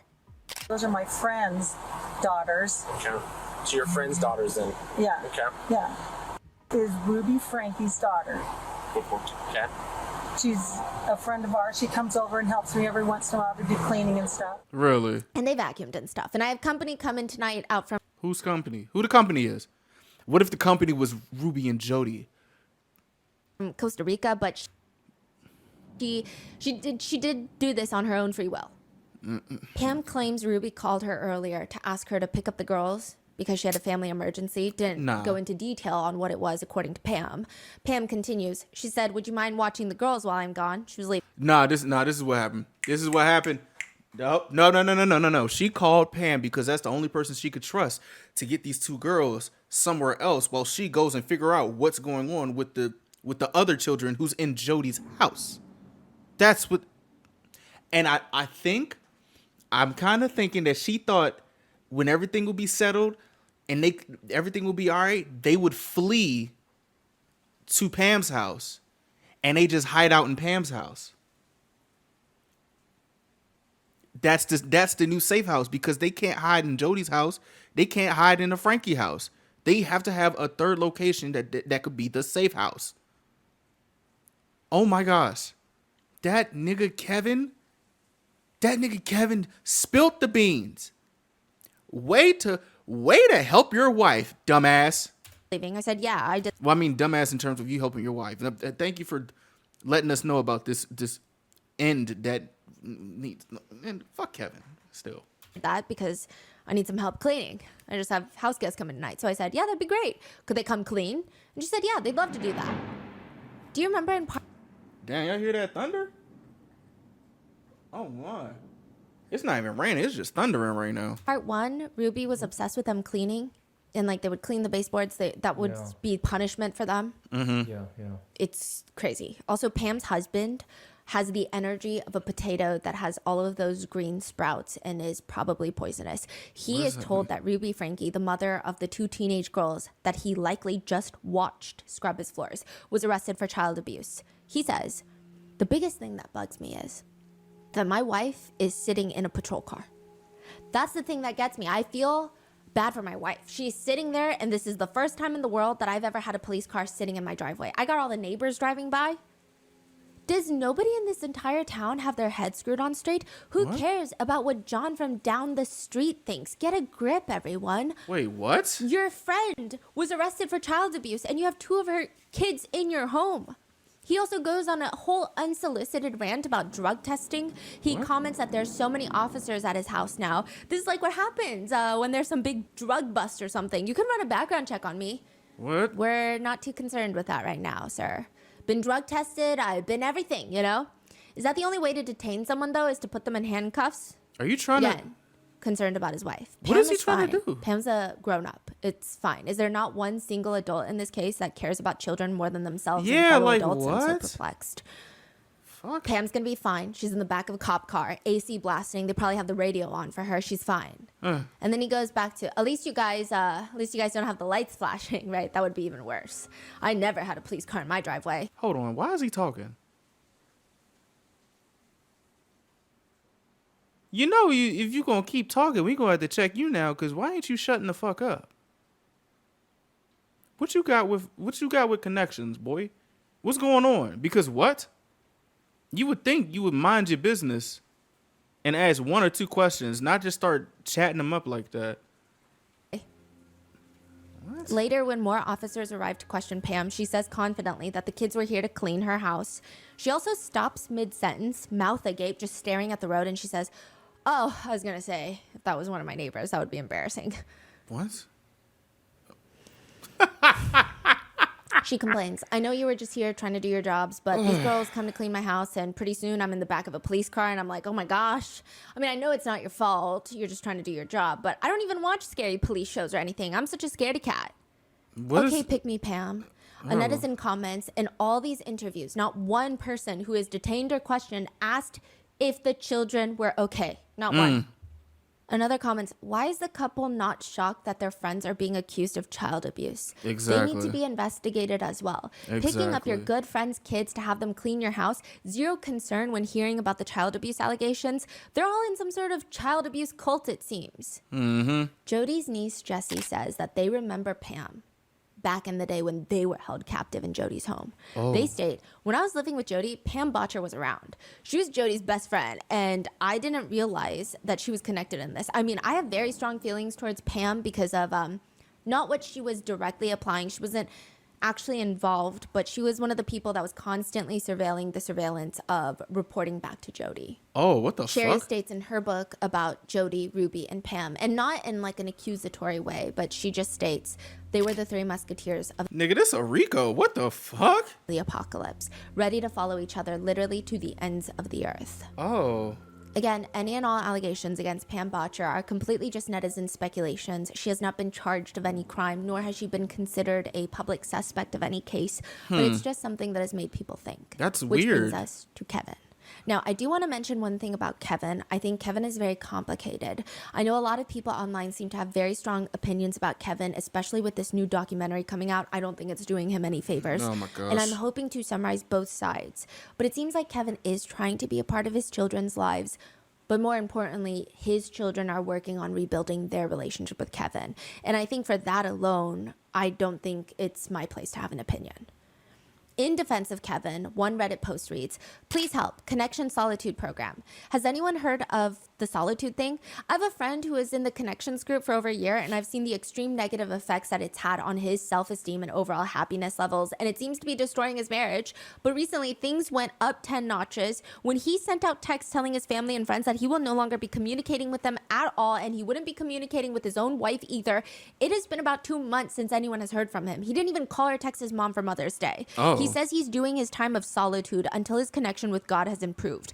We're all extremely worried about him.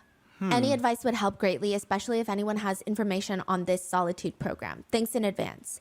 One person comments, I'm so sorry. I also drank the Kool-Aid for about 10 minutes. I think the individuals who are doing this, they're trying to set boundaries. So I get the feeling the more you pry and try to have contact, the more they see this as control. So they're saying this is a thing that Jodi does consistently. Wow. She forces men out of their families and refuses to let them have contact with any of their family members. That is crazy. So people think she was trying to do this with Adam, Adam Paul Steed from part 2. Maybe she did this with Kevin Franke as well. Probably. Kevin was asked by authorities why he and Ruby had separated, and he said, The reasons are because of ways that I treated my wife and of my own addictions that I was working through and seeking help on with So a lot of people in support and in defense of Kevin think that the same thing that happened to Adam is now happening to Kevin. The same process. Sherry does write in her book that Kevin even noticing an attractive woman at the gym was evidence of his astronomical level of distortion, and even speaking to a female coworker would be an unspeakable crime. Okay, well, so that means when Jodi came, you just became a victim of Jodi's wrath. But when Jodi wasn't there, you were just complacent in what Ruby wanted to do. So again, you didn't put your foot down.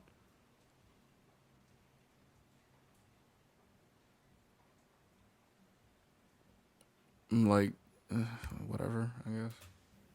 Kevin later states, I think it's relatively easy for somebody out here who's armchairing this and looking at this experience going, well, why didn't he just do that? I would have done that if it was day one and Jodi came to me and said, yeah, you're selfish. You need to go into separation and repent. I would have told her to take a hike.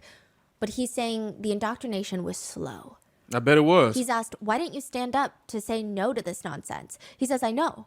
And I know. And if I dwell on that question, it eats me alive. Well, sorry, buddy. So some netizens think that he's just a weak man, but likely not vicious. They think that he sounds remorseful, and he's probably in a lot of pain that, I mean, we as netizens cannot really relate to. Okay, I understand that. I get that you're in a lot of pain. Your kids were in a lot of pain, too. And even at the point of the arrest, you barely started talking about the kids. And even after that, those arrests and the questioning, you're now suing, or you were attempting to sue your daughter for taking your passports. Like, okay. Sorry that you're going through shit, though. You know what I'm saying? You know, sorry. Hey, man, you still a weak man. Hey, it is what it is. Shit. Oh, take that with you and the Lord. Hopefully you can see the actual truth. He says, I'm incredibly grateful for the heroics of my son in saving his life, his sister's life, and probably his other sisters in our family as well. He was truly a hero. It's a lot to deal with every day. The questions of what if, what could have been, what should have happened, what I should have done, what others should have done. It haunts you. And it's my struggle and others to learn how to deal with that and to do what we can to make the best of our lives moving forward.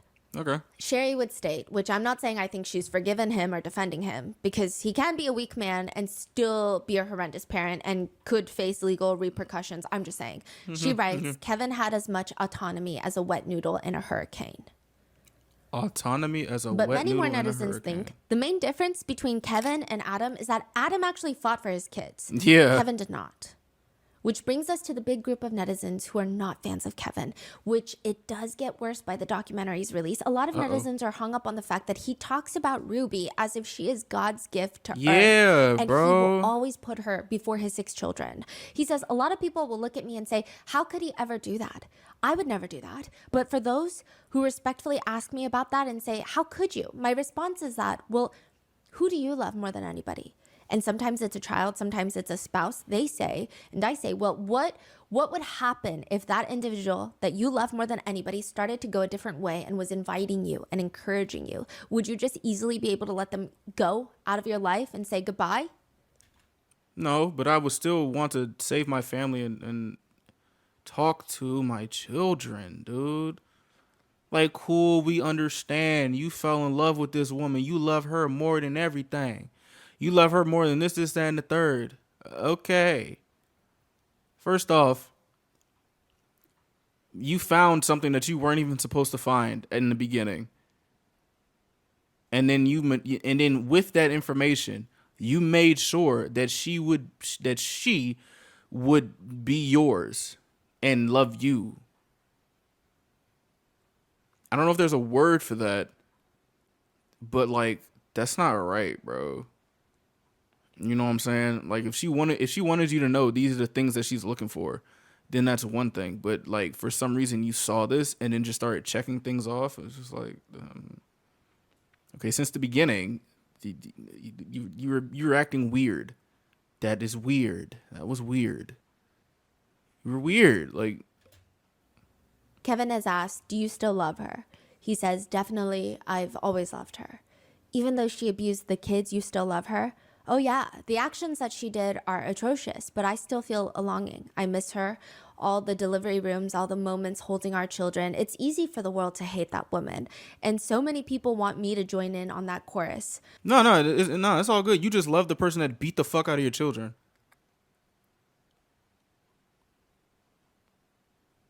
Okay.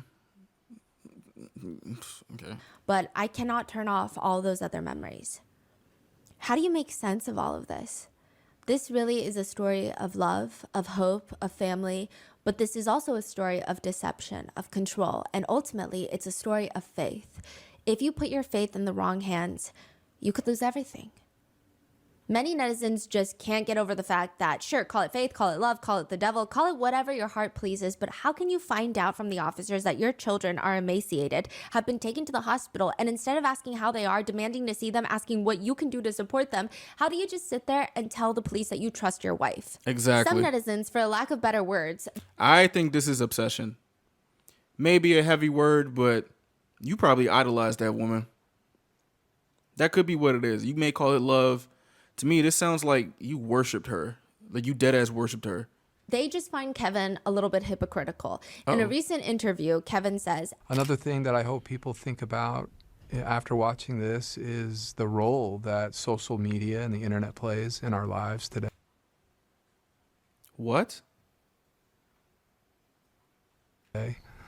The truths, the falsities of it, the dangers that can come when you place yourself or your family or your children into the public spotlight on social media, which is completely valid. But a lot of netizens are confused. Like, weren't you the man that wanted to sell your soul to the YouTube overlords for $85?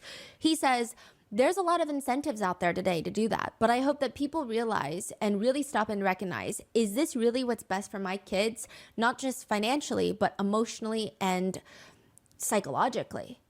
Now, Kevin has said that he regrets putting his children online and the whole family vlogging era of his life. But people think, I mean, yeah, you could try to be an advocate against family vlogging. But I think the way that he talks about it, people are saying you don't show enough remorse yet.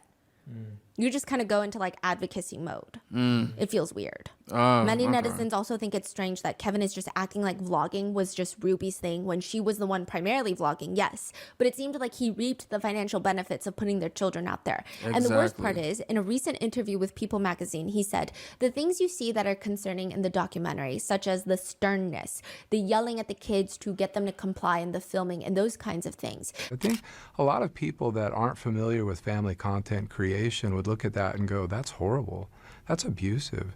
And it is abusive. But what I want people to understand is that was not unique to our family.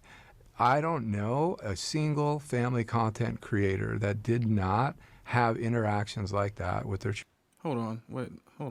Okay. There's a lot of family vloggers. And I don't know, like, why are you... I don't understand why you're just, like, shifting blame. Like, it don't matter if it's not unique to you. You're about to tell me this is how the family content stuff is? Bro, you started tripping over $85. Then were y'all not getting what? $100,000 a month? I don't know about you, Mr. Franke, but that's a lot of money. Please forgive me if the specific digits are wrong. They were getting an absorbent amount of money. A lot of money. Seeing that come in every month, I can assume that you would probably be okay with some unethical things if those are the things making all that moolah come. Making all that chicken. You making all this chicken every month on the 22nd to the 26th. And you seeing that time after time after time for how many times, and then it all just gets taken away from you from literally being abusive. Like, bro, you pretty much just hit a lick unethically. You saw your family as a lick, bro. Like, honestly. Like, to me, it sounds like it honestly sounds like inadvertently or subconsciously, you are okay with them, your children being cash cows. And honestly, I low-key think the simple fact that Ruby was one of the reasons why you were making all that moolah, always with the camera, always doing these other things. And you were like, okay with it. You were like, oh yeah, I film too. Shit. Oh, you yanking our 4-year-old daughter off the table? Ha ha. Cut. And then now you're saying like, oh yeah, I don't know anybody who hasn't fucked their kids up for money. What? What? Children. With one outraged netizen writing, "Sir, it is abusive, but we weren't the only ones doing it." Is that your... Also, That's raising crazy. your voice is not the same as grabbing your child's face out of anger, as he saw her do Yeah. while recording it.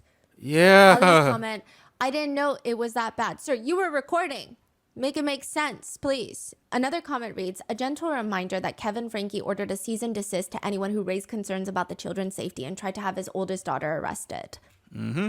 He was trying to take care of that investment, bro.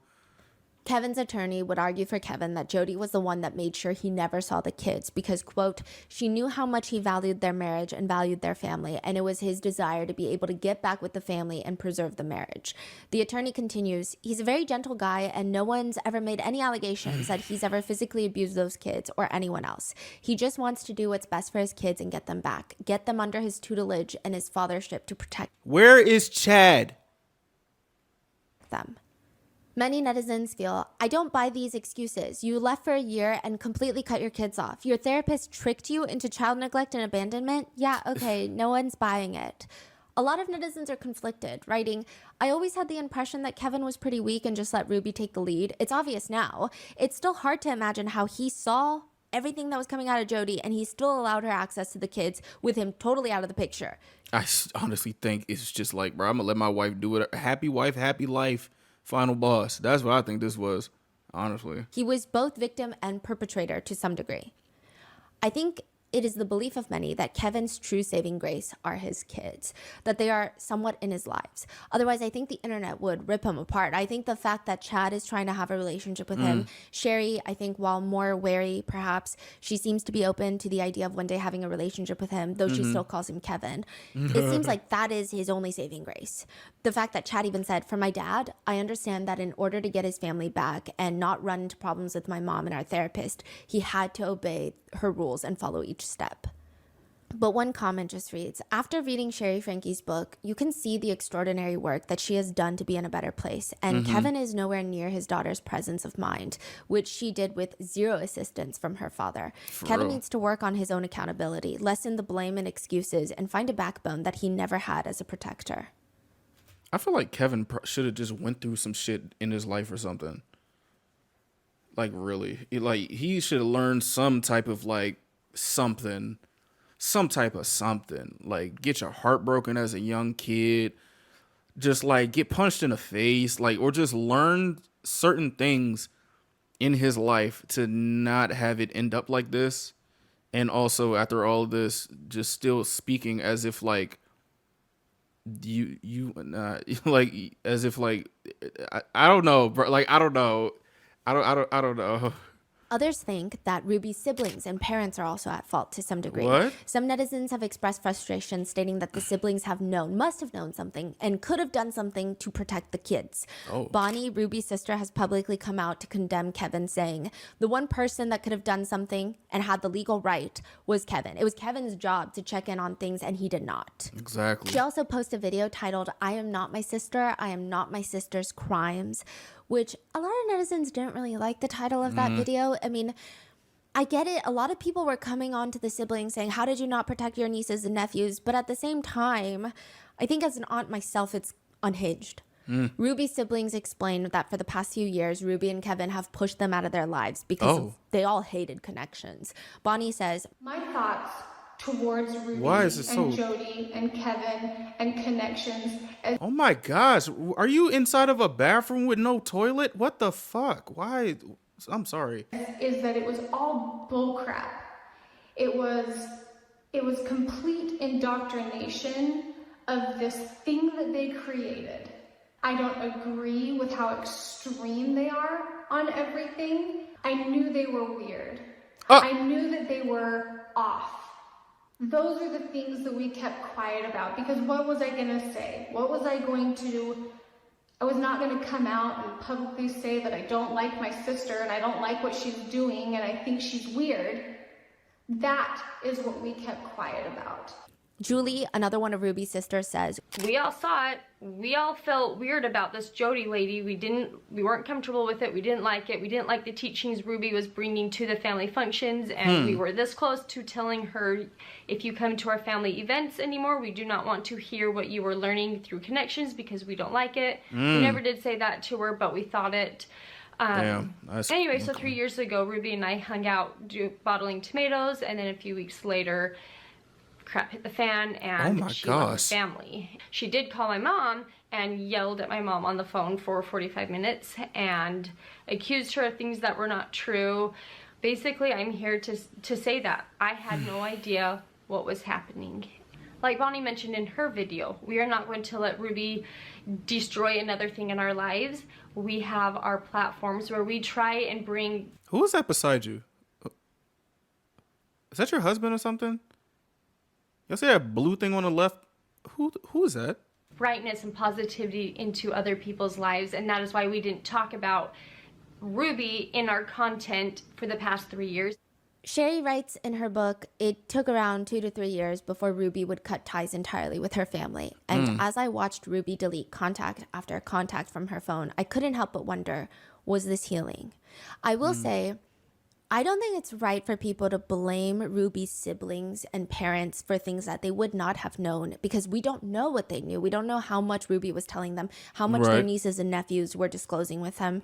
Probably not much. But I do think a lot of netizens didn't like their reactions. It came off very angry and it came off a little bizarre. It just felt like they wanted more sympathy for the process that they as a family unit were going through, rather than just feeling protective over their nieces and nephews.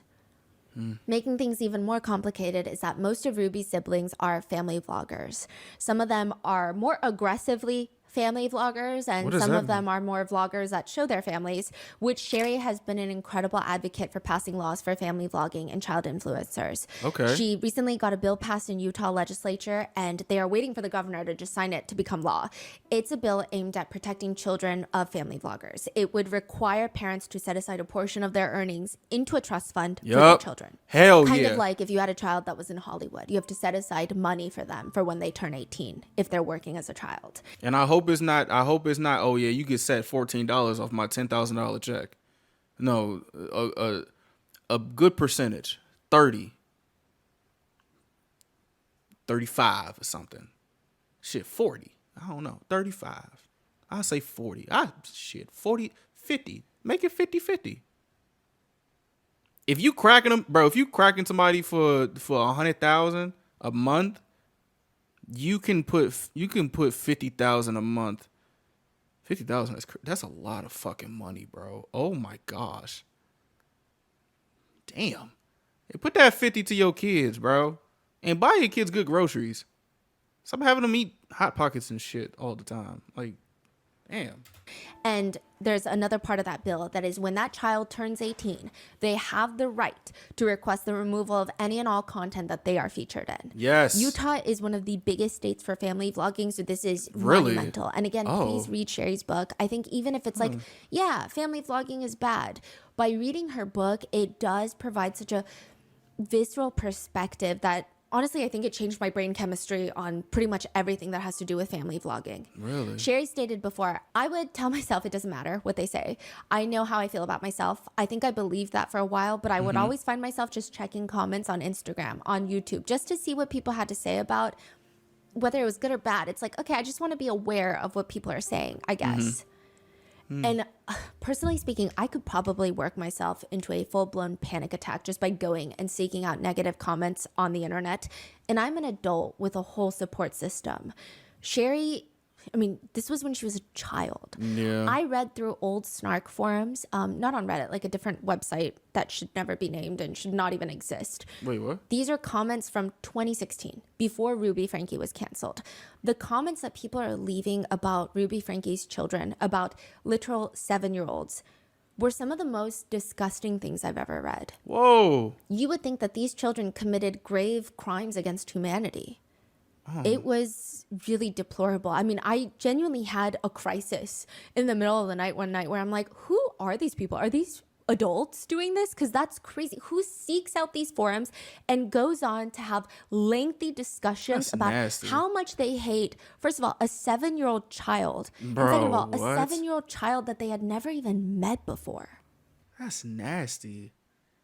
Why people got so much hate in their heart, bro? Oh my Lord. Sherry details one comment stuck with her, which was, Sherry is such a kiss ass. She's always ratting out her siblings and trying to be Ruby's favorite. So smug. Sherry remembers thinking, and she writes in her book, I'm not sucking up. I'm surviving. There's a difference. She says, family vlogging ruined my innocence long before Ruby committed a crime. I promise you that my experiences are not unique and are happening to child influencers all over Utah and the country.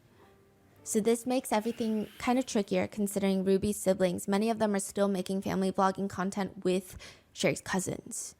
And some of them have pivoted, so they show way less of their kids now after everything that's happened. But some of them have not.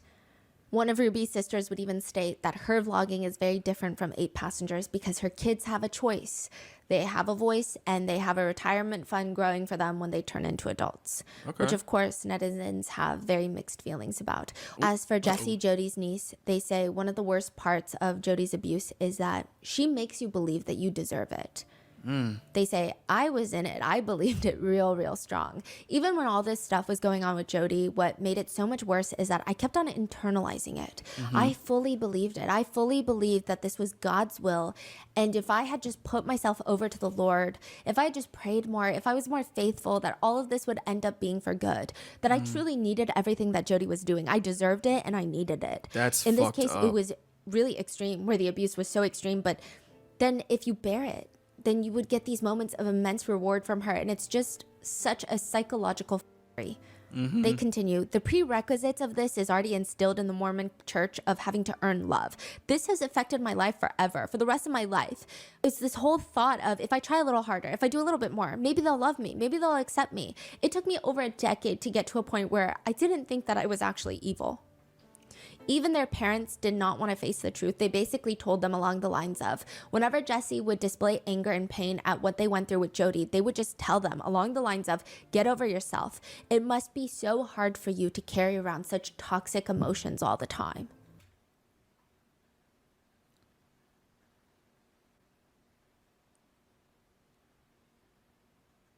What the fuck? What the fuck is wrong with people? They say it doesn't stop. This nearly killed me. This has affected every aspect of my life, every single part. My ability to have friends, my ability to have partners, my ability to hold down jobs. I mean, I have complex PTSD from this. Damn. Remember how in part 1 we went over how Ruby decided that the 2 youngest kids were not going to have Christmas presents because they were getting the gift of love and boundaries. Same thing happened to Jesse under Jody. Jesse says, it sounds like such a trivial thing, but no one gave me attention on my birthday. Jody informed me, it's your birthday, but you don't deserve any attention for it. You didn't earn it. You didn't earn the right to be special, so no holidays were celebrated for me.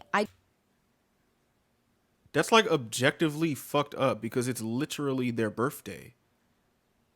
What do you mean I didn't earn? Why do I need to earn some love on my birthday? Yo, didn't what? receive any presents. Oh my gosh. Adam Paul Steed from part 2, his marriage and life was ruined because he went to Jody for therapy on the recommendation of his church bishop. He went to Jody's sentencing and he said, when I saw Ruby Franke, I saw my ex-wife sitting there saying the same exact thing. My ex-wife would have said the exact same thing Ruby Franke said today. Which was what? Was it a thank you note or? And just like all of the, Jody made me do this. And a lot of other women would have said the same thing. You have no idea how many victims are out there. Their minds have been messed up so much with this. The prosecutor said that he said the children thought it was their fault. All of the adult men think it's their fault. All of the women think it's their fault. Jody Hildebrandt grows off people's pain and destruction. And when she sat there and said she loved the children, I almost fell out of my chair. The only thing, I mean, look at her version of loving children is finding a way to make them hurt, and more than anything possible. It's like, bro, she told Ruby's kid to jump into a bed of cacti.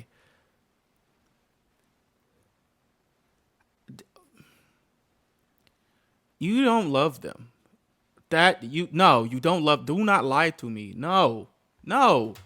an energy she feeds off of. Jody doesn't love children. Jody is like Ted Bundy.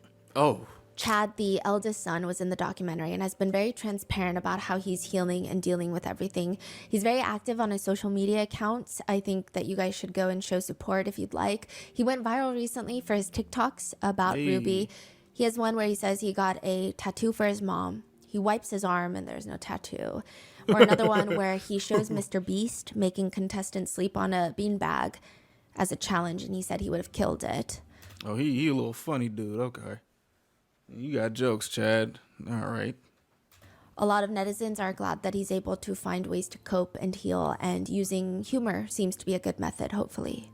He's also a realtor, so if you guys have realtor needs, you know where to go. Damn. Chad says, I definitely hate the things Ruby did. I have no contact with her right now, and I don't plan to anytime soon. But then again, she's still blood. She's still my mom, and maybe down the road eventually I'll have a conversation with her. Chad is asked, do you miss her? He said, I miss a mother figure. I miss how she was when I was very young. But I think what she's going through is deserved. I don't think that she should get out till all the kids turn 18 years old. But that doesn't mean that I don't have love for her.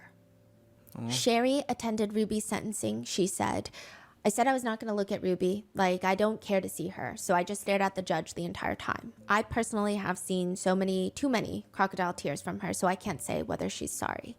Sherry is asked by the documentary, where are you right now with Ruby? Like, where are you at with Ruby? I will never talk to her again. Like, whether she's the most apologetic person in the world or not, like, that doesn't change anything for me. We have one childhood and one mom, and that was mine. Sherry says, I'm still angry about what she did. Of course, that's never going to go away, but I'm living my life and I'm not letting her take any more of that from me than she's already taken. As for how she feels about Kevin, she states, I would never forget the pain that he caused, ignored, and enabled. He has not been absolved, but I have chosen to release the burden of resentment that I held against him. By Okay. doing that, I was granting myself the freedom to heal. Okay. She has since announced that she is engaged and Hey. she is closing the public chapter of her life. She will no longer be sharing details about her future husband, her future children, but she will be posting about all the work that she's doing to protect children influencers and children that are used for family vlogging content creation. Okay. And hopefully she'll write more books. Even if they're fiction, I know that she's a huge history buff. I would read every single thing that she writes. She's an incredible writer. She has such a witty yet vulnerable voice. The way that she's able to balance it, even when she's talking about such personal, heavy topics, I think is a skill that most people don't have. So again, go get her book. Kevin has since filed for divorce. He states that he requested that Ruby stop reaching out to him. He says in an interview, the last letter that I received from her from prison was maybe in March or April of last year, and then I requested the Department of Corrections to ask her to stop writing me. I didn't want to hear anymore. I didn't like what she was saying, and I'm not going to share that. That's between her and me, but it just didn't feel right, and it didn't feel good, and I'm very angry. I'm still very angry, and I need space, and I need time. I'm not ashamed to say that after being married over 20 years to that woman, I truly did and still do love her, but that doesn't excuse what she did, and it doesn't excuse how she hurt our children and how she hurt me. And there's some things, you know, there's some bridges that you just can't cross and then cross back. She burned the bridges. As of today, I'm still working through the divorce. We're trying to reach a settlement. It's been a long process. Oh, well, that's a step in the right direction for you to grab your fucking nuts. Okay. Good for you. It appears that he has moved back into the family home and is currently seeking custody of the 4 underage children. Oh, okay. Jessie Hildebrandt, Jody's niece, that was tortured prior to Jody and Ruby teaming up to inflict maximum amount of pain on children. They are now a tattoo artist in Seattle. They say they're kind of like a grandma. Fire. Honestly, they just like to stay home, make sourdough bread. They say it's an uphill battle of becoming happy and successful in the wake of no familial support and severe abuse. It's just inexplicable to describe. In a lot of ways, I do feel really lucky that I have been able to create the life that I have and to have the friends that I have, the chosen family that I have. I feel very fortunate. As for Adam, Jody called him the most threatening, scary person that she had ever dealt with. Adam says, I guess that's my new claim to fame, the most threatening person in Jody's life.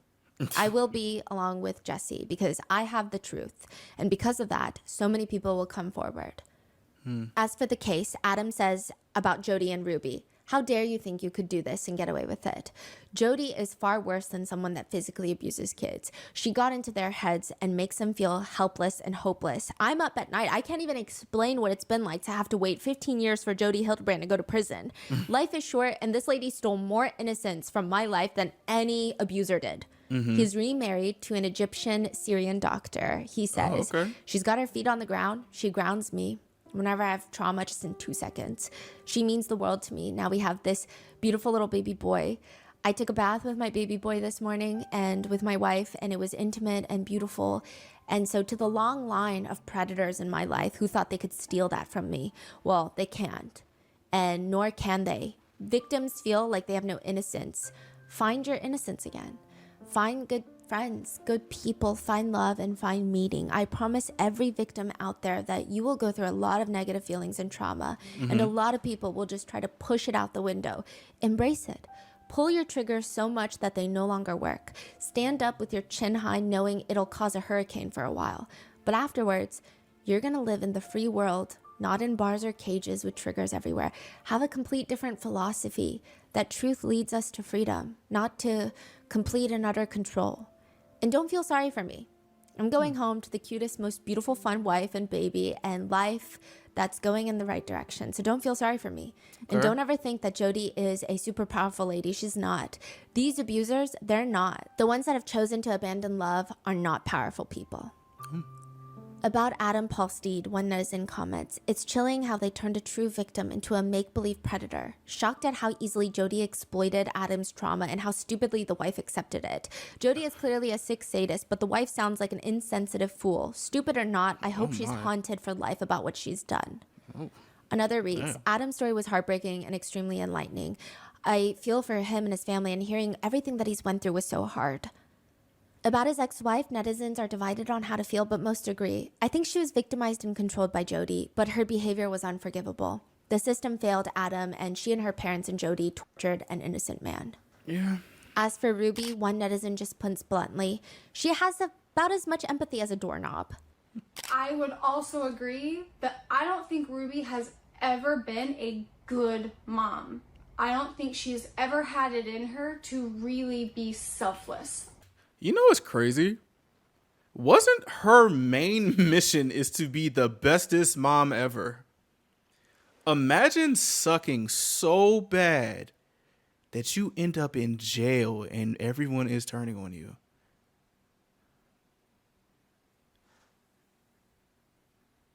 That's crazy. Holy fucking airball. I don't think that's part of Ruby's DNA. For Jody, one Damn. person writes, Ew. regardless of how much prison time she ends up serving, one day she's going to die alone, and no one will be at her funeral unless it's to piss on her grave. All She's right. incapable of being loved or loving anyone in return, and I love that for her. Others were just shocked at Jody Hildebrandt's actions. Even her niece has stated that some aspects of Jody, if it weren't so evil, so depraved, and so vile, it would almost be funny at how ridiculous Jody Hildebrandt is. Netizens are having a bit of a field day with the footage of her pretending to be possessed, with comments reading, "She's the girl at sleepovers that pretends to talk in her sleep." Others speculate, "I think she was pretending to do that so that Kevin wouldn't question the weird noises coming out of her bedroom." Or another, "The secondhand embarrassment I felt knowing she was so committed to the bit." Or another reading, "Girl, you are too grown for this." And that is the case of Okay. Ruby Franke and Jody Hildebrandt. What are your thoughts on this? When do you think that they're going to get out? Bro. Let me know in the comments. Go buy Sherry's book, and I will see you in the next one. Stay safe. Hey man, listen. I just would like to say shout out to the people who were victimized by Jody and Ruby. And I hope that they're able to get the healing that they deserve. I hope some way, somehow, this whole situation can be rectified and everyone that deserves justice and some healing and actual love get it. Like, really. For Kevin, you got a long road of shit to do. So there's that. Pam, I don't like Pam. I felt like that Pam thing rubbed me the wrong way. I'm not gonna lie. Shout out to Sherry. Everybody get her book and everything. To people who do YouTube family vlogs. Please, don't let that shit ruin your children. Like, dead ass. It's not worth it. It really is not worth it. Like, that, you're not gonna get like you may find some success, but that shit will come to bite you, bro. To the parents who just suck as parents, bro, love your children. Like, really, like, don't be a fucking loser, bro. Like, real shit. Oh my gosh. And to everybody else, I hope you guys have yourselves a pretty okay day. You know what I'm saying? Yeah. But still, imagine wanting to be the greatest mom and you just became damn near one of the worst moms in mom history. That's embarrassing.